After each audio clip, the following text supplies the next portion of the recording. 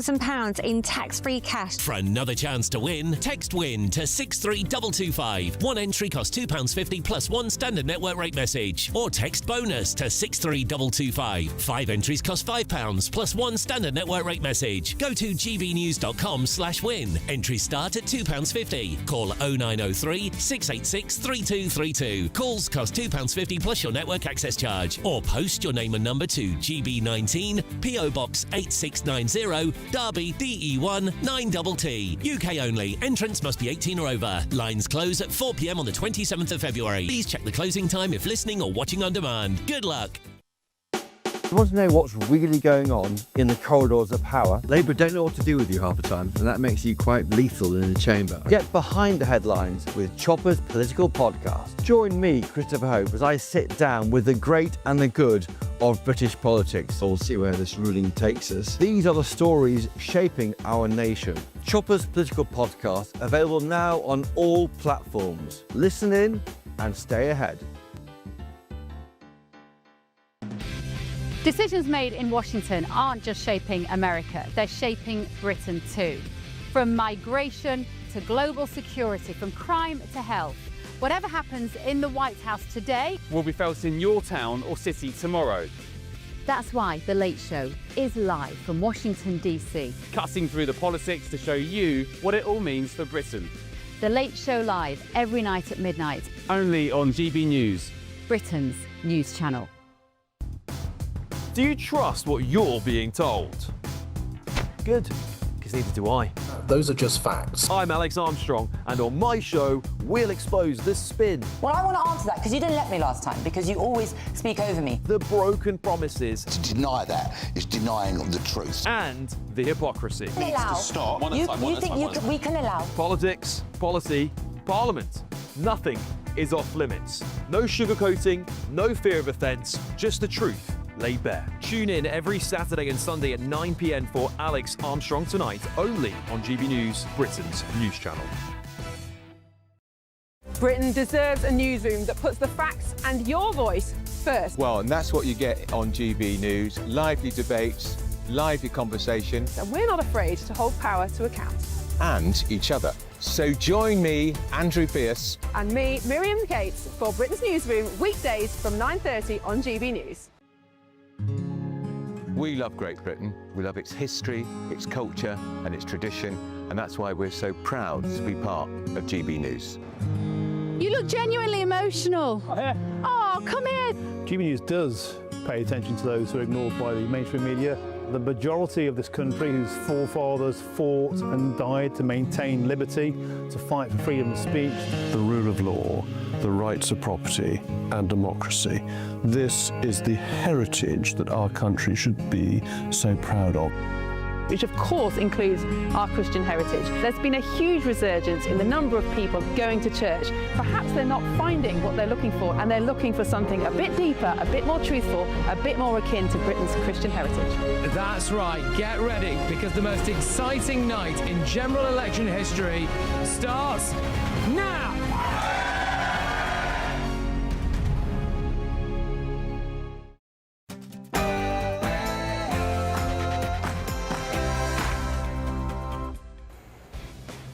Very good evening, live from Washington, D.C. This is GB News with the stories shaping Britain and America.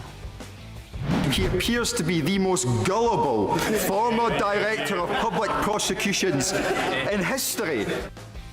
Tonight, a toxic political image continues to build for a man who promised a new era of honesty, integrity and accountability. The Labour peer, Lord Glassman, who sounded the alarm on Mandelson's appointment to be Prime Minister, is going to join me in just a moment. Also, now they're looking to essentially just do a lease and sell it, and I'm against that. You know, it's a reasonably nothing like Greenland, but it's a reasonably important area of the globe.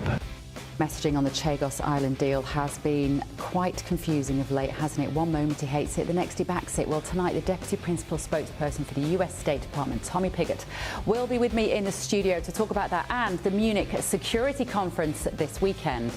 And this happened today. You don't tell me. Yeah, oh, I did tell you because we saw what you did in the Senate. You're a lawyer, not even a lawyer. Committee will be in order. Oh wow, it really was something. Capitol Hill meltdown. What unfolded in Congress today felt less like a hearing and more like a political explosion. Democrats stormed out, voices were raised and tempers snapped as Attorney General Pam Bondi, who we're looking at there, gave evidence on the Epstein files. We'll tell you exactly what happened. In the next hour, we're going to go live to the journalist who was inside the room when it all blew up. Day 11. And the search intensifies. The disappearance of Nancy Guthrie continues to raise more questions than answers as a man detained for questioning is released. But we're hearing the latest news is that one of those gloves that we were looking at there in that CCTV camera may have been found close to the house. There's a lot to get in. I'm Bev Turner. This is The Late Show Live.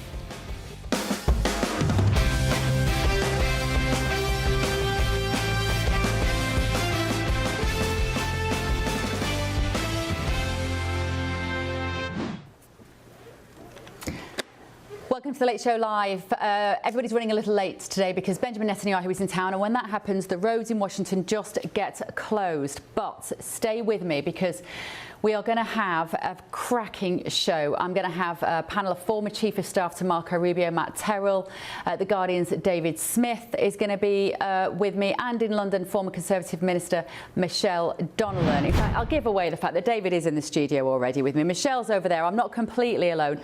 Well done, David, for making it here.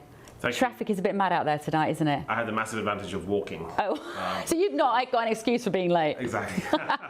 All right, well, thanks for that. Right, moving on to our main news this evening. Sir Keir Starmer has today faced the biggest fight of his premiership to date after what many are calling his near political death. But now the Conservatives are piling in, of course, after the fallout around Peter Mandelson. They've turned their fire on the Prime Minister's former communications chief, Matthew Doyle, threatening to force the release of documents on his appointment. That is over his campaigning for a councillor who was a friend who was accused of paedophile charges and subsequently proved guilty. And breaking tonight, Sir Keir Starmer is continuing to make headlines as he hits out at billionaire Jim Ratcliffe, the owner of Man United, one of the owners, following these comments, which the Prime Minister said are offensive and wrong. You can't afford, you can't have an economy with 9 million people on benefits and huge levels of immigrants coming in. I mean, the UK is being colonised. It's costing too much money. It will cause. It'll cause. Well, yeah, the UK is being colonised by immigrants, really, isn't it? Obviously, lots of people are clutching their pearls about that, not least Sky News, who did the interview. But was Ratcliffe out of line, in your opinion? Or was he simply saying what many British people are thinking as they look along their high street to see how much it has changed? Let's go to Michelle Donnellan on this, first of all, down in London. Michelle, what did you make of Ratcliffe's comments? It's incredibly rare to hear somebody in the public eye talk in such stark terms and fearlessly about mass migration. Yeah, so I think he was absolutely right that we have a problem with unfettered immigration and migration, and then also the secondary problem that he was talking about, which is the dependency culture around welfare benefits. But what he was wrong about was that Britain hasn't been colonised. That's factually incorrect. And I think what he's done is actually make a mockery of the very serious debate and the serious point that Britain is literally, I believe, at breaking point now because of the immigration crisis and the welfare dependency that we're facing. And getting these things factually incorrect like that just gives a political football to the left. It just gives more ammunition. It just paints everybody that's arguing this point as racist. He got his stats completely wrong. He was 20 years out in terms of the volume on population. So I actually think he does a disservice to the really serious argument. I don't think Keir Starmer should have got involved. I think that was ridiculous that then he's sort of gone on to Twitter. He should be busy running the country, surely.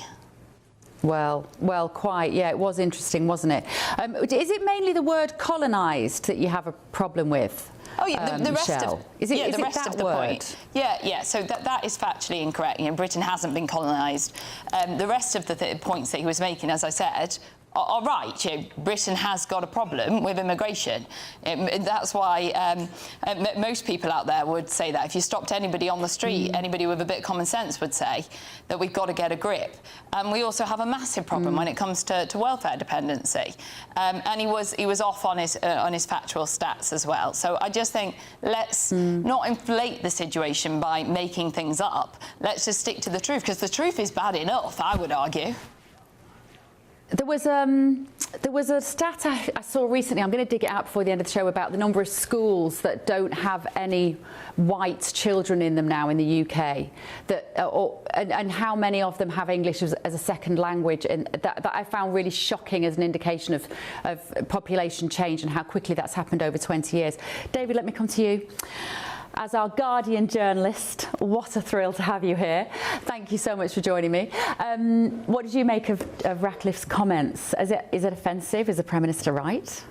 Yeah, I would agree with Keir Starmer on this one. I agree. I think language like colonisation is very unhelpful for all sorts of historical reasons and fueling prejudice, and indeed, as your panellist makes the point, it actually ultimately undermines the argument of people on that side of the debate. I'm conscious, as you know, most of my time I write about what's going on in the United States, and that includes Donald Trump and immigration policy and just the way he's shifted the centre of gravity, often by using language, often offensive language, thinking back to when he talked about immigrants poisoning the blood of America, and what that signified to a lot of people. So I'd hate to see Britain going down a similar road. Our audience will be at home shouting at the screen now, David, and saying, well, you can't possibly know what it's like to see your high street change and for all your greasy spoon cafes to be replaced by shisha bars and to have Arabic language on just as normal on like tube stations and on the front of shops. Could it be that you aren't aware of how much change there's been in the UK? I've not lived there for 16, 17 years. I do go back regularly, but I would not claim to be as much of an expert as people who are living there all the time. However, I do feel even the picture you just described, there would actually be also much to celebrate there in terms of the diversity. And if you look at a city like London, often comes out number one in the rankings of global cities, partly because of its tremendous multicultural, multiracial diversity, and people love to celebrate the fact I can go for a Turkish meal there or an Indian meal there, and so on. Clearly, as in all things in life, a balance needs to be struck. It's such a difficult conversation. Matt, I'm so glad you've made it here. Were you stuck in the traffic out there? It's bad out there. It's bad out there. Thanks to Netanyahu, I think, that we can blame for that. This issue of migration, it's a hot topic in the UK. It's very much a hot topic here. Man United owner has said that we are being colonised and that Britain has been ruined by immigration. Just your response to that. The Prime Minister has said those comments are offensive. Well, look, I'll let people make their own choice of how they feel about those comments. Here's what I can tell you. What you're seeing in the UK and here in the US are concerns around illegal immigration. People are for immigration. We are a nation here in the United States, the UK, where immigration matters, a melting pot, if you will. But it comes down to the law, and it also comes down to border security, and it comes down to what that means for these nations. And I've seen polling that shows the vast majority of people in the UK and in the US want to see those laws enacted where we protect our borders and we ensure there's a pathway to legal migration here in the United States and in the UK. And I do wonder, David, as well, whether it's the point he was making about how many people are on benefits in the UK. He was making it about economics as opposed to just necessarily a high street that he doesn't recognise. Does that make a difference? Sure, clearly nobody in government wants illegal immigrants getting benefits that they're not entitled to. I know there's various sides of that debate, but I do find an irony here that of all things, it's someone involved in a Premier League football club when the Premier League is one of the most international sort of, you know, it's got more immigrants than almost any. Yeah, you wouldn't have won many trophies without immigration. That is a very good point. Right, let me know what you think this evening. gbnews.com/your say. I am delighted to say now I'm going to talk to one of my favourite, if not my favourite, Labour man in the world, actually. Labour peer Lord Glassman joins me now. And in fact, the last time that I saw you, we were in this city at the inauguration. Lord Glassman, and you are one of the very few people who is not, you don't hate Donald Trump in the same way that a lot of people from your political party actually do, Maurice. So what a pleasure to see you. Thank you so much for joining me. Right. I told you I'd come on, and now I've kept my word. You did. Last year I said you did. Thank you so much, and what good to see you, and what a great topic to start with. What do you think about the fact that Ratcliffe has made these comments and then Starmer's response? I'd love to hear your take on it. Well, first of all, I'm in dream world because I never thought I'd come on GB News with a Guardian journalist, so that's great. What really colonised is what it means to be colonised is also what it means to be invaded and to be ruled by foreigners. I think that's kind of bonkers. I mean, he's just talking. But the inability to stop the boats, the inability to control migration, the way that migration is part of our political economy, you know, the whole Deliveroo culture, all of that, means that stuff like this can easily be said and understood to be true. You know, like, I get it. I get what he's saying. He's definitely chosen an inflammatory word in saying that. Do we need more people, though? Do we need more people in the public eye to have the backbone, frankly, I nearly used a different word there, but to have the backbone to say publicly, I'm not happy with the amount of migration, I have concerns about it, and then we can at least have a conversation, a frank conversation. I know what that is. I mean, in 2011, you know, I said that immigration was too high and we should stop it. And I was really crucified. I mean, The Guardian was one place I was crucified, but it was generally right across the board on the progressive left. And now I think it can be spoken. We've got to have a truthful conversation about it, because it's gone on behind the backs of the British people, and it's driving them crazy. And the idea that we can't even stop the boats on the English Channel when we're an island is crazy. I'm in favour of solidarity rather than diversity being the obsession of the left. Yeah. Can I just ask you, because obviously I am here in Washington, D.C., the fallout of Mandelson continues. You have spoken about the fact that you warned Number 10 very clearly. Just let our viewers know, Maurice, about the story that you've told, about the warnings that you gave, and how you can rationalise the appointment of that man with that history. Okay, well, I'll take that in those two parts. You know, the first is I wrote a confidential briefing to Number 10 that was in fact leaked last September, so it wouldn't normally be my custom to talk about confidential notes, but it was clear to me, you were there. I mean, people walking up to us and showing pictures of, do you remember that? I mean, they were showing pictures of Peter Mandelson blowing out the birthday candles. I mean, I wasn't exactly Sherlock Holmes here. I mean, and many people of Peter Mandelson in his bath, in his dressing gown, talking to... I mean, these were things I was shown all over DC when I was there at the inauguration. So I simply said, don't do it. But I don't think...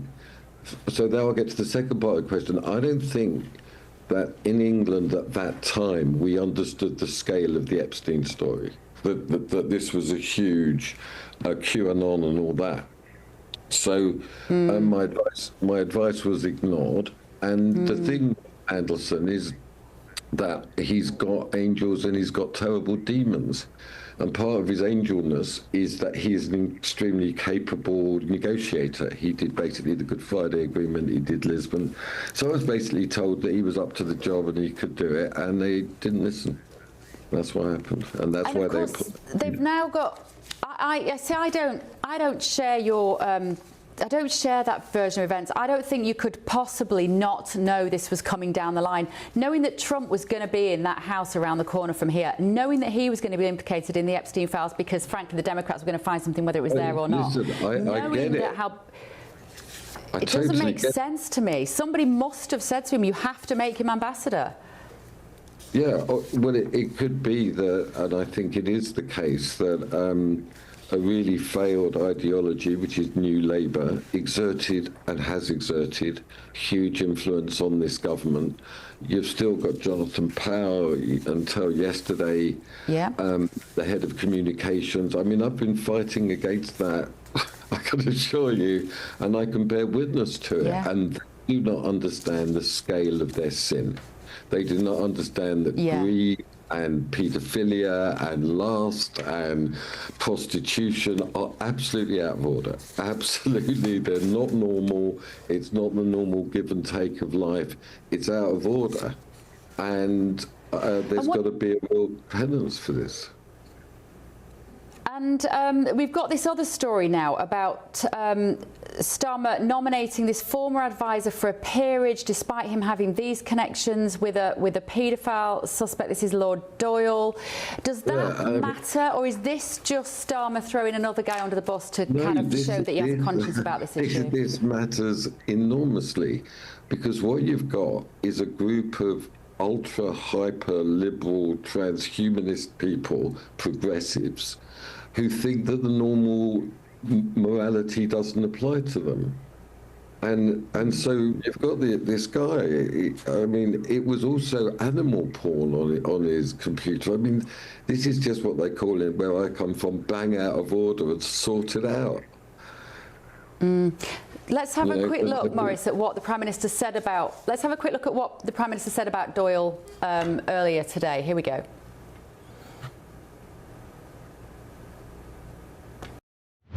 Doyle did not give a full account of his actions. And on Monday, I promised my party and my country there would be change. And yesterday, I removed the whip from Matthew Doyle. I'm going to take no lectures from the Tories in standards in public life. She defended Partygate for months and months and months. And even now, she says it was overblown. How safe is his job at the moment, Lord Glassman, Starmer? Is he going to be hanging on? Oh, hanging on, yeah. Look, I don't think there's. He's now morally obligated, as someone who has stood by public probity and honesty, to sort this out. But trying to compare, I mean, I just want to say to viewers, I really respected and liked Morgan McSweeney. He was someone I thought was a really decent guy. He made a big mistake. He did the honourable thing and he resigned. But Morgan, I mean, I can already see the loss of Morgan in this story. You cannot compare animal porn and paedophilia and publicly supporting that with having a drink and a piece of cake at a bar, during COVID. They're not comparable. So I get it. I mean, what Boris did was wrong, but this is completely out of order, and Labour's got to rediscover soul here. It's a working class party that knows the difference between things that happen in life and things that are totally out of order. Okay, thank you so much, Lord Maurice Glassman there. I knew it would be a pleasure. Come back again and see me soon. Thank you so much for joining me late at night there in the UK. Now, of course, Lord Mandelson has previously denied any wrongdoing in relation to Jeffrey Epstein, stating, "I was never culpable or complicit in his crimes. Like everyone else, I learnt the actual truth about him after his death." Mandelson added that he had relied on assurances of his innocence that turned out later to be horrendously false. And Matthew Doyle has said, "I want to apologise for my past association with Sean Morton. His offences were vile and I completely condemn the actions for which he was rightly convicted. At the time he was maintaining his innocence, but I regret supporting him. My thoughts are with the victims and all those impacted by those crimes." Right, let me know what you think. gbnews.com/your say. Still to come this evening on The Late Show Live. You don't tell me. Yeah, I did tell you because we saw what you did in the Senate. You're a lawyer, not even a lawyer. Committee will be in order. Congress descended into chaos today as Attorney General Pam Bondi went on the offensive, leaving Democrats reeling. But what exactly triggered that explosion? I'll bring you that extraordinary story in the next hour. First, though, tonight it was a deal hailed as an act of great stupidity, but then it had the president's backing. So why is America supporting the handover of the Chagos Islands to Mauritius? I'll put that to a member of the administration next. This is a Late Show Live, only on GB News.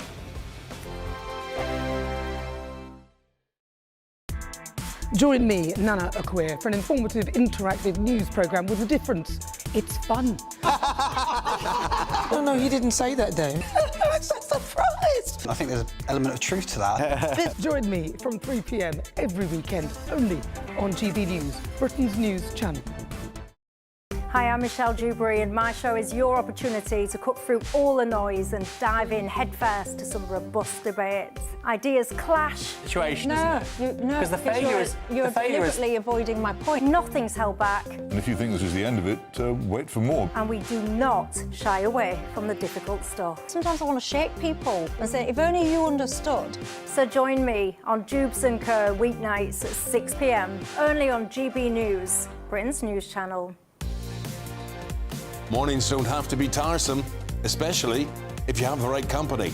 Wake up to news as it happens, opinion and debate, and of course, a little bit of entertainment too. Because when the kettle's on, we're on.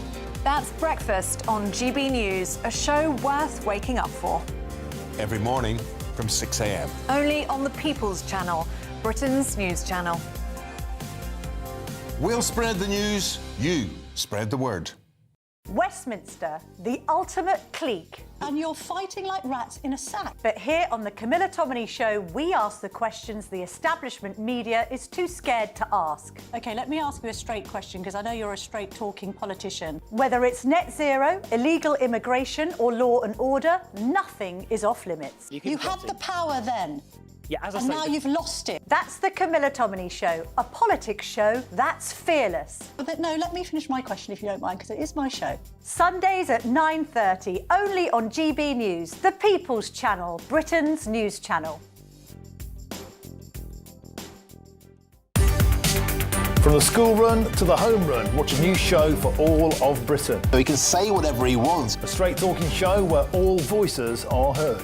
And, when are we going to stop talking about smashing the gangs and actually do it? With the stories that matter from every part of our country. There's a bit of a crash landing there for your Chancellor. Bold, fearless and standing up for you. That's me, Martin Daubney, 3 p.m. till 6 p.m, weekdays, here only on GB News. The People's Channel, Britain's news channel. Westminster's full of talk, but out here, it's the real world.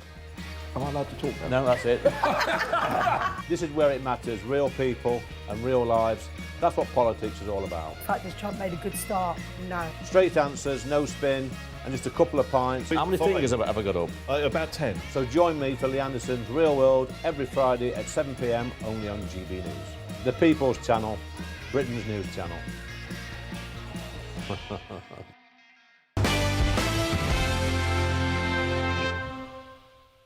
We have a history of police attendance at the family residence.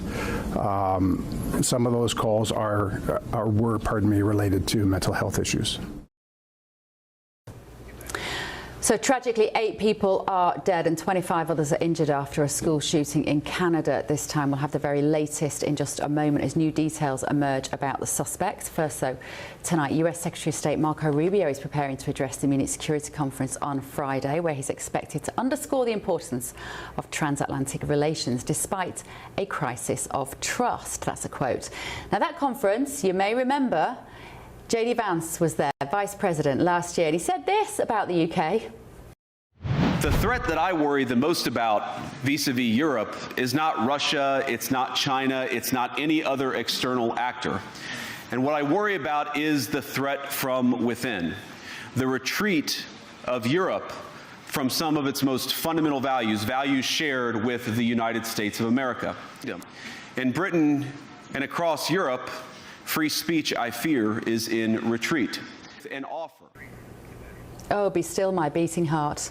And I am delighted to say that Department Principal Deputy Spokesperson for the US State Department, Tommy Pigott, is here with me in the studio. Now, there were a lot of us in the UK, not everybody, most people watching GB News, who breathed a sigh of relief when JD Vance did that last year, because we were relieved that at least somebody was giving us hope that this issue was going to be raised publicly. Are we going to see more of the same this weekend from Rubio? Well, I think it is about speaking those hard truths that we need to say. I mean, the president has spoken this as well. So you have the issue of free speech. You also have the issue of climate policies that have endangered our national security, that have endangered our energy security, have raised energy prices. You also have the issue of mass migration policies. And the president made this very clear at the United Nations. This is something this administration has made clear, where you had policies, NGOs, that were encouraging mass migration and all the devastating results of that. The president making clear the era of mass migration is over. So I think you can expect to see a lot of these themes that we've been talking about for a long time and taking action on, to be clear as well, really brought up in the security conference now this weekend. So maybe because it was so controversial last time, there's maybe just a couple of you going this time. Not going to make much noise, Tom. Well, I think it's the largest delegation, I'm told, the United States has ever sent. I think that shows two things. First, it's our dedication to having these conversations, and we're not afraid to show up. We are going to show up. We're going to have raise these issues, and these are exactly the type of forums where we want to raise these issues. We want to call out these hard truths. We want to pursue these policies. So we have a ton of people going to this conference. I think Sarah Rogers is going, Undersecretary of State for Diplomacy, who has been on this show. Never want to shy away from that issue of free speech as well. But just remind our viewers, I've got David with me as well still from The Guardian, because you might be a good foil for this, David, but just remind our viewers why free speech matters. Well, it matters because that's how we advance our policies in society. It's how we have the ability to find what that truth is. I mean, so many times, if you think back, where people are afraid of conversation are usually in the wrong, or people are afraid of conversation, the people that are being censored sometimes end up being right. We need to have those conversations. It's a bedrock of what our countries are built upon, that freedom of speech. I want to say, David, that it's a left-wing issue, is that people on the left want to try and clamp down on freedom of speech. But it went on steroids under the Conservatives in the last 10 years, didn't it? Where do you sit on that issue? As a journalist, all my instincts are in favour of free speech and freedom of expression. Obviously, I think there are moments one draws the line at hate speech. Nobody wants something sort of super offensive that's going to incite violence online. You don't shout fire in a crowded theatre. My sort of curiosity about the United States at the moment is, Donald Trump claims to be a great advocate for free speech.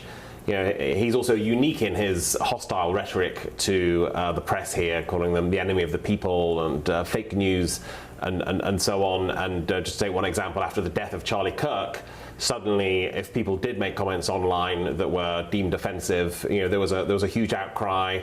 Vice President Vance was calling for them to lose their jobs. Sort of similar situation around Gaza and Israel. So I worry there is some hypocrisy here. Tommy, go on. Just to respond to those 2 points, I mean, the first point about in terms of President Trump and the press, we have the most transparent administration of President Trump in history. A recent analysis of the number of times that Joe Biden spoke to the press versus President Trump, I don't think it would surprise anybody to know that President Trump has spoken hundreds of times more with the press. You must have noticed that in your job. I agree. Yeah, so as journalists, we have much better access to the Trump transparency there. I mean, I think that's what we're talking about. And then also, I can speak to this from the visa perspective. I mean, we've been very clear from the State Department that a visa is a privilege and not a right. And so, of course, we value free speech. We defend free speech.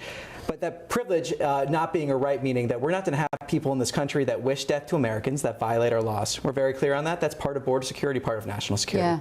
Yeah. What about Chagos, Tommy? We are, there's a lot of people in the UK are very worried about this. It felt like Trump was not on board with it, and then he seemed to suggest in the press conferences that he was, and now we're hearing rumours that it's all done and dusted. Do you have any latest lines on this? Well, I think that the fundamental thing here, and this is what President Trump's made clear, is our national interests, the access to the United States regarding that base. He has been clear that that is what he views as essential here. And if necessary, he's going to take actions to make sure that we have access to that base from a U.S. perspective. And you're not concerned that this particular deal could risk the ability to put nuclear weapons on those bases because the Mauritius and China would have a say, and that Mauritius would have a say? Well, I think it's fair to say the president's concerned. I think he's raised that concern, but he's also indicated that this seems to be, as the president, based off his conversation, the best deal that was possible. But again, he made clear in that exact same instance of saying we are going to have our national interests defended here, and if anything jeopardizes our ability to protect our national security, he's going to take appropriate action. Let's have a quick look at what the president previously said on Chagos. Now they're looking to essentially just do a lease and sell it, and I'm against that. You know, it's a reasonably nothing like Greenland, but it's a reasonably important area of the globe. Would you have any idea when this is going to be formally ratified, if it is? Is there a timescale attached to it? I'm not aware of a timescale from my perspective here, but again, what I can stress and what the president has stressed, he's raised these concerns, he's been very clear on this, and he's going to make sure that we have our national interest defended, take appropriate action as deemed appropriate by the president. Yeah. There have been a lot of people in this city, David, who've been lobbying on both sides of that particular issue, haven't there, Chagos? You must have been aware of it. People on the phone to you saying we need help with Chagos? Not so much? Not so much, no. I must admit I haven't been following that one super closely. I note some... Maybe they just presume the Guardian wouldn't be on side. You're happy to give away anything we've got and pay for the privilege.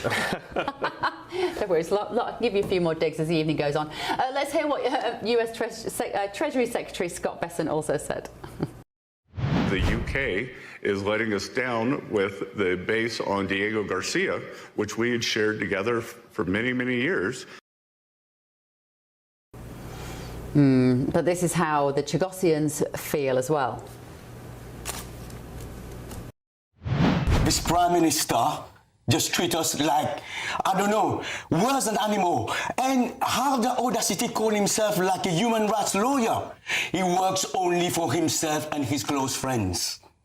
That's what he's doing right now. I wonder whether the people of Chagos have got a loud enough voice on this issue, Tommy, you know. Well, I think this is part of all the things being considered, and as the president said, he's had this conversation with the prime minister in terms of the best deal that was possible here.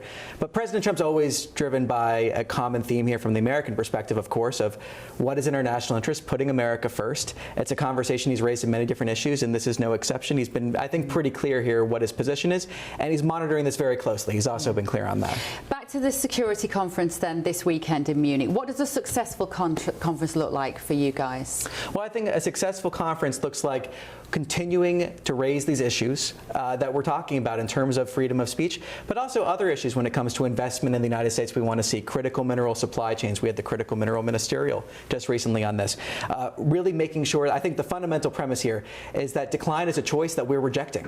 We are going to make sure that this century is also an American century in terms of taking the policies, building the partnerships that are necessary to build and address those challenges. So we're going to make sure that we do that appropriately. And hopefully there'll be a speech with fireworks.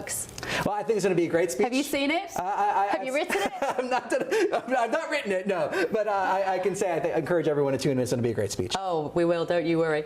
Tommy Pigott from the State Department, thank you so much. Right, let's have a quick look at some other main news stories here in America. So the President, Donald Trump, said that he pressed for talks with Iran to continue during a White House meeting with Israeli Prime Minister Benjamin Netanyahu today, but he has warned that he is prepared to act if a nuclear deal is not reached. Meanwhile, Melania Trump, First Lady, has been celebrating an early Valentine's Day with children and young adults being treated for rare and serious diseases, joining them in a themed craft making lesson and offering a message of hope. And in the Olympics, yep, the Winter Olympics are going on. Wouldn't really know. I've wanted to watch some. I haven't actually seen it. France has clinched the gold medal in the figure skating, pushing America to silver and Canada to bronze. Lila Fear and Lewis Gibson were aiming to be the first Brits since Torvill and Dean in 1994 to win an Olympic figure skating medal, but unfortunately the pair came fourth. That is the worst position. And some sad news today, a familiar face to anybody who's my age, Dawson's Creek star James Van Der Beek has died at the age of 48. In a statement, his family said he passed away peacefully this morning following a battle with bowel cancer. Van Der Beek was, of course, best known for his role in the hit US teen drama Dawson's Creek.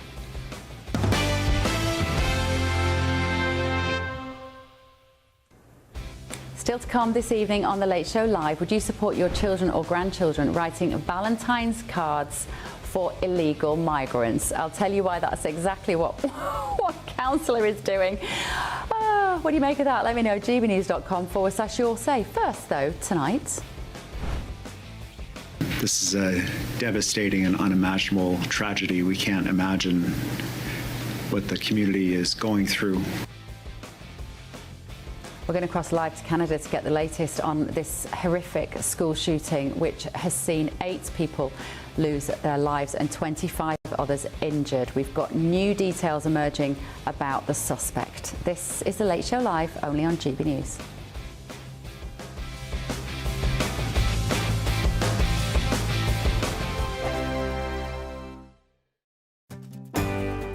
I'm Michael Portillo. This is GB News, the People's Channel, Britain's news channel. Westminster, the ultimate clique. And you're fighting like rats in a sack. But here on the Camilla Tominey Show, we ask the questions the establishment media is too scared to ask. OK, let me ask you a straight question, because I know you're a straight-talking politician. Whether it's net zero, illegal immigration or law and order, nothing is off-limits. You had the power then. Yeah, as I and say, now you've lost it. That's the Camilla Tominey Show, a politics show that's fearless. No, let me finish my question if you don't mind, because it is my show. Sundays at 9:30, only on GB News, the People's Channel, Britain's news channel. No matter the state it's in, this is our nation. Join me, Jacob Rees-Mogg, for a genuine, honest discussion on where we have been, where we are going, and where we are with the people who set the direction. Tune in to State of the Nation every Monday to Thursday, 8 to 9 o'clock. Only on GB News. Britain deserves a newsroom that puts the facts and your voice first. Well, and that's what you get on GB News. Lively debates, lively conversation. And we're not afraid to hold power to account. And each other. So join me, Andrew Pierce. And me, Miriam Gates, for Britain's Newsroom, weekdays from 9:30 on GB News. At GB News, we love to hear from you, our loyal community. So drop us a line at gbnews.com/yoursay. There you can talk to each other and also to the presenters live on air. gbnews.com/yoursay. Because GB News is your channel, Britain's news channel. Westminster's full of talk, but out here, it's the real world. Am I allowed to talk now? No, that's it. This is where it matters, real people and real lives. That's what politics is all about. In fact, has Trump made a good start? No. Straight answers, no spin, and just a couple of pints. How many fingers have I ever got up? About 10. So join me for Lee Anderson's Real World every Friday at 7 p.m. only on GB News. The People's Channel, Britain's news channel. From the school run to the home run, watch a new show for all of Britain. He can say whatever he wants. A straight-talking show where all voices are heard. And, when are we going to stop talking about smashing the gangs and actually do it? With the stories that matter from every part of our country. There's a bit of a crash landing there for your Chancellor. Bold, fearless and standing up for you. That's me, Martin Daubney, 3 p.m. till 6 p.m, weekdays, here only on GB News. The People's Channel, Britain's news channel. I'm Stephen Dixon, and thanks for joining us on GB News, Britain's news channel.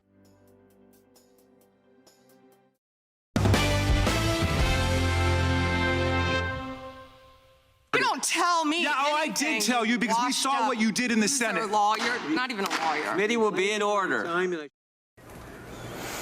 Honestly, it made PMQs look like playtime today. Congress descended into chaos. Attorney General Pam Bondi went on the offensive, leaving Democrats reeling. But what triggered that explosion? We're going to have a look at that in this hour. First, tonight, though, new details are emerging about the suspect in a school shooting in Canada, which left 9 people dead and 25 others injured. Those killed include a 39-year-old teacher, 3 12-year-old girls, 2 boys aged 12 and 13, and the suspect's own mother and brother. And breaking in the last few moments, police have identified the suspect as 18-year-old Jesse Van Root-Sillar. Officers say the suspect, identified as female, was born biologically male. It's also been revealed that the suspect was not attending school and had dropped out about 4 years ago. This makes it Canada's deadliest school shooting in nearly 40 years. This was the Canadian Prime Minister, Mark Carney, earlier today. Parents, grandparents, sisters, brothers in Tumbler Ridge will wake up without someone they love. The nation mourns with you. Canada stands by you. Matt, let me come to you on this here in my studio. Yet again, another school shooter identifying as trans. Trans youngsters are very much overrepresented in these figures, aren't they? Is it relevant? Well, look, guns don't kill people, people kill people. And I think we do need to get to the bottom of why people are going and doing horrific acts such as these school shootings. I mean, any shooting is horrific, but when it's in a school, that's sad. And the truth is, we have to get to the bottom of why people are taking these actions. We're seeing it take place now in Canada. We've seen it obviously here in the United States. And you need to drill in and figure out why are people taking these actions. You saw it also with the killing of Charlie Kirk. We've seen it, you know, with other killings as well. And obviously, we'll have to get to the motives here, of course, of why this individual did this in the school. But a lot of it is politically driven as well, we're seeing. And that is not helpful. And I'm not blaming politicians for what occurred in Canada. But when you have politicians out there using rhetoric that's not helpful, then my views inciting violence, that's not helpful as well. So whether it's in schools or with Charlie Kirk or other incidences, people kill people. We got to get to the bottom of why they're doing it, and leaders need to lead. So many messed up kids, David, isn't it? 18-year-old, we got the name now, Jessie Van Root Salar, identified as female, born male, hasn't been in school for 4 years. It just ticks all the boxes. How do these kids keep falling through what should be safety nets to make sure these don't happen? Yeah, I think there needs to be greater investment in catching it early in social services, in schools and education. Clearly, as of the last decade or so, we have great concern now about phones and the internet, and is that fueling this somehow? I think it was noticeable in this case. It's Canada, which, if I remember correctly, there's been sort of 2 or 3 cases there relatively recently, where we often think of it so much as a US phenomenon. Of course, we have had big incidents in Australia as well, but I think the US still remains, sadly, by far the worst hit by this. But in terms of demographics and the variables, I believe statistically it's still overwhelmingly people who are male, people who are white, often quite young. Why is it white people rather than African Americans? Why is it usually men rather than women? What are the answers to these questions? Well, let's talk to Canadian journalist Mark Slapinski now, who joins me from Canada. Good evening, Mark. It is unusual. It is more unusual to see these instances happen in Canada than here in America. But what are the locals saying there tonight? What are Canadians saying about this? Is anybody factoring in the fact that yet again this is a teenager who identified as the opposite sex to which they were born? Oh, thanks for having me. So I think people are shocked about this. These things typically don't happen in Canada. As you mentioned earlier, this is generally an American problem, although this does happen sometimes, as you saw right here. I think at this stage, people are just upset at what happened. They're still trying to collect their thoughts and their feelings. It has been mentioned online that the person was a male that identified as a female, and some people have brought that up. But it's still an active investigation. We're still not really sure what led to this happening, whether or not there was some mental health, bullying problems. There's a lot we don't know right now. And do we know much about the area, Mark, where this happened? It looks like a very nice neighbourhood from what I'm looking at. What's the kind of socioeconomic kind of demographic in that area? Well, from my understanding, that's in British Columbia, which is in the western part of Canada. It's less densely populated in that part of Canada. It's in the northeast part of the province, so closer to Alberta, if your viewers know where that is. And a small town, 2,400 people, not very many people. And I don't know the socioeconomic. I mean, based on what you said, I think it's a very upper middle class neighborhood. But that's what I know about it. And how careful is Canada in terms of gun access for teens? Like, how common is it for teens to get a hold of a gun illegally? It's extremely uncommon. Usually when someone gets a gun illegally, it's either through a gang, which I don't think happened in this case, or through the person's parents, which I think may have been the case. We're not sure yet, but that's what it looks like in this case, where the person's, either their parents or the relatives had guns, and that's where they came from. Yeah, well, very sad for all the families involved. That community is going to take a very long time to get over that. Mark Slapinski, Canadian journalist, Thank you so much for joining me. Thank you. So this is a statement made by Canadian police today. We have a history of police attendance at the family residence. Some of those calls were related to mental health issues. Again, I'm not trying to be too circumspect, but police have attended that residence in the past, approximately a couple of years ago, where firearms were seized under the criminal code. I can say that at a later point in time, the lawful owner of those firearms petitioned for those firearms to be returned, and they were. Well, clearly there's a bit of a backstory to that, isn't there? And more will be coming out, no doubt, tomorrow. Still to come on The Late Show Live. I am so excited by this. Superstar author, my favourite writer in the world, I don't mind admitting that, Lionel Shriver, is going to be with me to discuss her new novel on mass migration. It's called A Better Life, and it's upsetting all the right people. But also on the show tonight. You don't tell me. Yeah, I did tell you because we saw what you did in the Senate. You're a lawyer, not even a lawyer. Committee will be in order. You're not even a lawyer. US Attorney General Pam Bondi was on the offensive today. She had to be. She got an absolute kicking.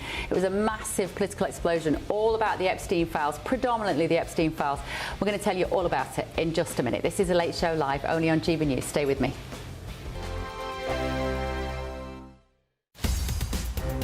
In the GB Newsroom, we bring you the news as it happens. With our team of dedicated journalists across the UK, we're ready to keep you up to date with what's happening every half an hour, every single day. Bulletins here on GB News, the People's Channel, Britain's news channel. Mornings don't have to be tiresome, especially if you have the right company. Wake up to news as it happens, opinion and debate, and of course, a little bit of entertainment too. Because when the kettle's on, we're on. That's Breakfast on GB News, a show worth waking up for. Every morning from 6 a.m. Only on the People's Channel, Britain's news channel. We'll spread the news, you spread the word. Westminster's full of talk, but out here, it's the real world. Am I allowed to talk now? No, that's it. This is where it matters, real people and real lives. That's what politics is all about. The fact is Trump made a good start. No. Straight answers, no spin, and just a couple of pints. How many fingers have I got up? About 10. So join me for Lee Anderson's Real World every Friday at 7 p.m. only on GB News. The People's Channel, Britain's news channel. At GB News, we love to hear from you, our loyal community. So drop us a line at gbnews.com/your say. There you can talk to each other and also to the presenters live on air. gbnews.com/your say, because GB News is your channel, Britain's news channel. Join me, Nana Akweer, for an informative, interactive news programme with a difference. It's fun. No, he didn't say that, Dave. I'm so surprised. I think there's an element of truth to that. Join me from 3 p.m. every weekend, only on GB News, Britain's news channel. You want to know what's really going on in the corridors of power? Labour don't know what to do with you half the time, and that makes you quite lethal in the chamber. Get behind the headlines with Chopper's Political Podcast. Join me, Christopher Hope, as I sit down with the great and the good of British politics. We'll see where this ruling takes us. These are the stories shaping our nation. Chopper's Political Podcast, available now on all platforms. Listen in and stay ahead. Hi, I'm Michelle Dewberry, and my show is your opportunity to cut through all the noise and dive in headfirst to some robust debates. Ideas clash. Situation, no, isn't it? Because the failure is you're deliberately avoiding my point. Nothing's held back, And if you think this is the end of it, wait for more. and we do not shy away from the difficult stuff. Sometimes I want to shake people and say, if only you understood. So join me on Jubes & Co. weeknights at 6 p.m. only on GB News, Britain's news channel.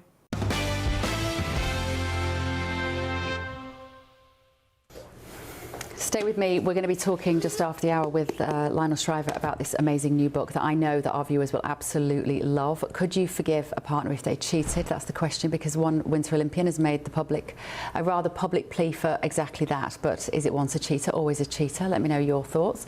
That's in the next hour. But now let's have a look at the front pages of tomorrow's newspapers. I've still got in the studio with me Washington Bureau Chief of The Guardian, David Smith, and former Chief of Staff to Marco Rubio, Matt Terrell, and in London, former Conservative Minister Michelle Donnellan. Right, should we have a look at the front pages? How are we going to do this? Right, we're just picking a story, are we? OK, right. Let's start with the Mail, shall we? Right, the Mail is Labour women's fury over second paedophile crisis. OK. This second Labour peer tied to a sex offender. Michelle, they say this is, female MPs are saying this is the number 10 boys club, that they can turn a blind eye to people when they're mates with paedophiles. You've been in that building, you've been in that department, in that area. What do you make of it? Are they right? I think this is shocking, and it doesn't just speak to Keir Starmer's judgment, but it also shows that he is prepared to turn a blind eye to let his friends and his cronies in, and they've got themselves really confused over what they did know and what they didn't know on this second case, and it's just unravelling before their eyes and highlighting that they're not really understanding issues like paedophilia are horrendous, and you should cut all ties as soon as anything is apparent if somebody that you know has been engaging in that illegal, horrendous activity, and endorsing it in any way is unforgivable. So we shouldn't be putting those people in the House of Lords, should we? It's absolutely beggars belief. But you see, he would say that. He would say he was friends with this guy. Do you know what? I find this story quite hard to get incensed about. I can't lie, because what he's saying is, I stood by my mate when he was accused of being a paedophile. He said he wasn't a paedophile. Then it turned out he was a paedophile. So, and it was after that he was made a lord, wasn't he? But surely you should be able to stand by your friends. This is Doyle, isn't it? Lord Doyle. You should be able to stand by your friends until they're found guilty, surely. Well, I think there are a few things going on, aren't there, really? So he was in a position in the public eye and working for the political party. But the other thing is that, to my understanding, is this individual had images that were obtained by the police. Now, it's a bit hard for you to then go around and say, well, they weren't my images or something. It's a bit blindingly obvious that he was guilty. And then the other thing is that he went out and campaigned for him as an independent. You're not allowed to do that in a political party. In fact, you can be thrown out of a political party if you go and campaign for somebody of a different political party. So it was daft on many, many levels. And this is the second case within, what, like a week? It really looks awful for a Prime Minister that has really bad judgment. You know, he's got the political antennae of a fish. He went into Parliament, he promised to be whiter than white, he got other people's money to pay for shirts and suits, he attacked the people that put food on our table, he went after your mum and your grandma in terms of the winter fuel allowance, and now he's backing people that support paedophiles. I mean, you just couldn't really make it up, could you? David, is it fair to lay this at the door of Starmer? Fair or not, it's one of those political contagions, isn't it? I mean, I think back to what's the anecdote about, in the summer, the papers, spot, a child mauled by a Rottweiler. And then there's a second case and a third case because suddenly everyone's looking for that and it becomes the pattern. And now Starmer's in that trap because we've had one case connected to Epstein and paedophilia. Now this story pops up. I mean, at another time nobody would have even noticed this, but sadly for the game of politics, the fairness doesn't come into it. Now reporters will be looking for a third case. Well, we will be bringing that third case when they find it. But more to come the next hour. Stay with me. Here's your weather.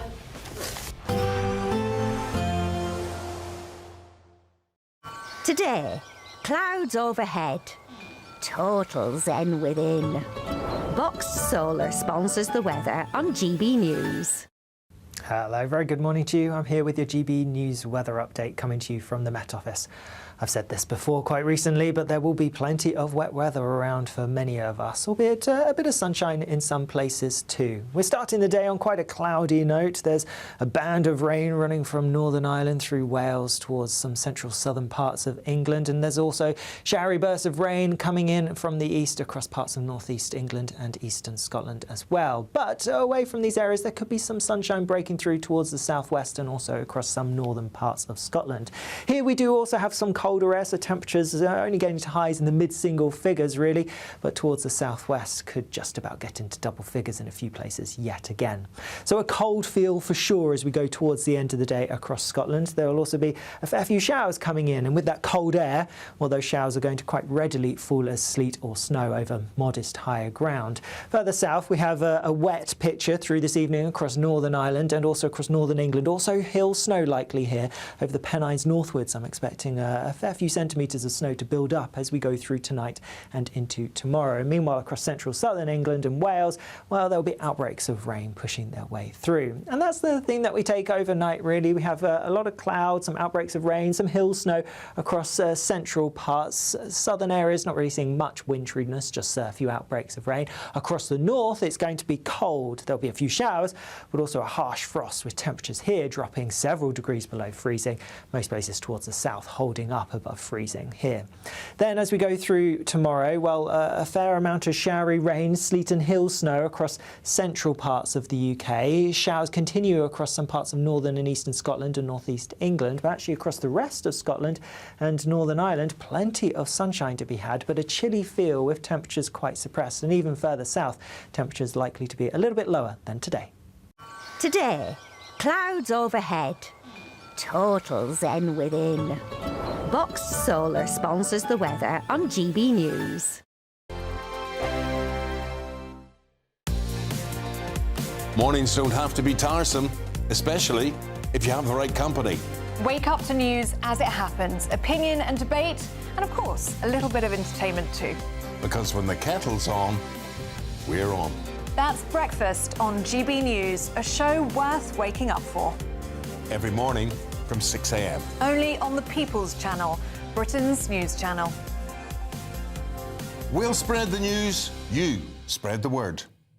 Hi, I'm Michelle Dewberry, and my show is your opportunity to cut through all the noise and dive in headfirst to some robust debates. Ideas clash. Situation, isn't it? No, because the failure is you're deliberately avoiding my point. Nothing's held back. And if you think this is the end of it, wait for more. And we do not shy away from the difficult stuff. Sometimes I want to shake people and say, if only you understood. So join me on Jubes & Co. weeknights at 6 p.m, only on GB News, Britain's news channel. Join me, Nana Okoye, for an informative, interactive news programme with a difference. It's fun. No, he didn't say that, though. I'm so surprised. I think there's an element of truth to that. Join me from 3 p.m. every weekend, only on GB News, Britain's news channel. At GB News, we love to hear from you, our loyal community. So drop us a line at gbnews.com/yoursay. There you can talk to each other and also to the presenters live on air.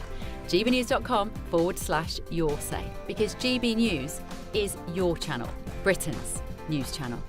Westminster, the ultimate clique. And you're fighting like rats in a sack. But here on the Camilla Tominey Show, we ask the questions the establishment media is too scared to ask. OK, let me ask you a straight question, because I know you're a straight-talking politician. Whether it's net zero, illegal immigration or law and order, nothing is off limits. You had the power then. Yeah, as I and say, now you've lost it. That's the Camilla Tominey Show, a politics show that's fearless. But no, let me finish my question if you don't mind, because it is my show. Sundays at 9:30, only on GB News, the People's Channel, Britain's news channel. From the school run to the home run, watch a new show for all of Britain. He can say whatever he wants. A straight talking show where all voices are heard. And, you know, when are we going to stop talking about smashing the gangs and actually do it? With the stories that matter from every part of our country. There's a bit of a crash landing there for your Chancellor. Bold, fearless and standing up for you. That's me, Martin Daubney, 3 p.m. till 6 p.m, weekdays, here only on GB News. The People's Channel, Britain's news channel. I'm Tom Harwood. This is GB News, Britain's news channel.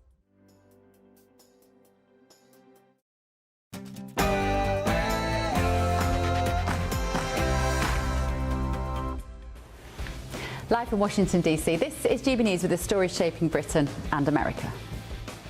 He appears to be the most gullible former director of public prosecutions in history. Well, it's a toxic political image continuing to build for a man who promised a new era of honesty, integrity and accountability. Now they're looking to essentially just do a lease and sell it, and I'm against that. You know, it's a reasonably nothing like Greenland, but it's a reasonably important area of the globe. I'll be discussing this ongoing scenario with my panel this evening. What is going on with Chagos? Where will it leave the UK? Also tonight. I think that the fundamental thing here, and this is what President Trump's made clear, is our national interests, the access to the United States regarding that base. He has been clear that that is what he views as essential here, and if necessary, he's going to take actions to make sure that we have access to that base from a U.S. perspective. You don't tell me. Yeah, oh, I did tell you because we saw what you did in the Senate. You're a lawyer, not even a lawyer. Committee will be in order. Capitol meltdown. What unfolded in Congress today felt less like a hearing and more like a political explosion. Democrats stormed out, voices were raised and tempers were frayed as Attorney General Pam Bondi gave evidence on the Epstein files. In just a moment, I'm going to be talking to a journalist who was in the room when it all blew up. And it's day 11 and the search has intensified. The disappearance of Nancy Guthrie continues to raise more questions than answers as a man who was detained for questioning is released, and we understand that a glove very similar to the one we're seeing here has been found near the premises. I'm Bev Turner. Stay with me. This is The Late Show Live. Remember, no breaks this hour.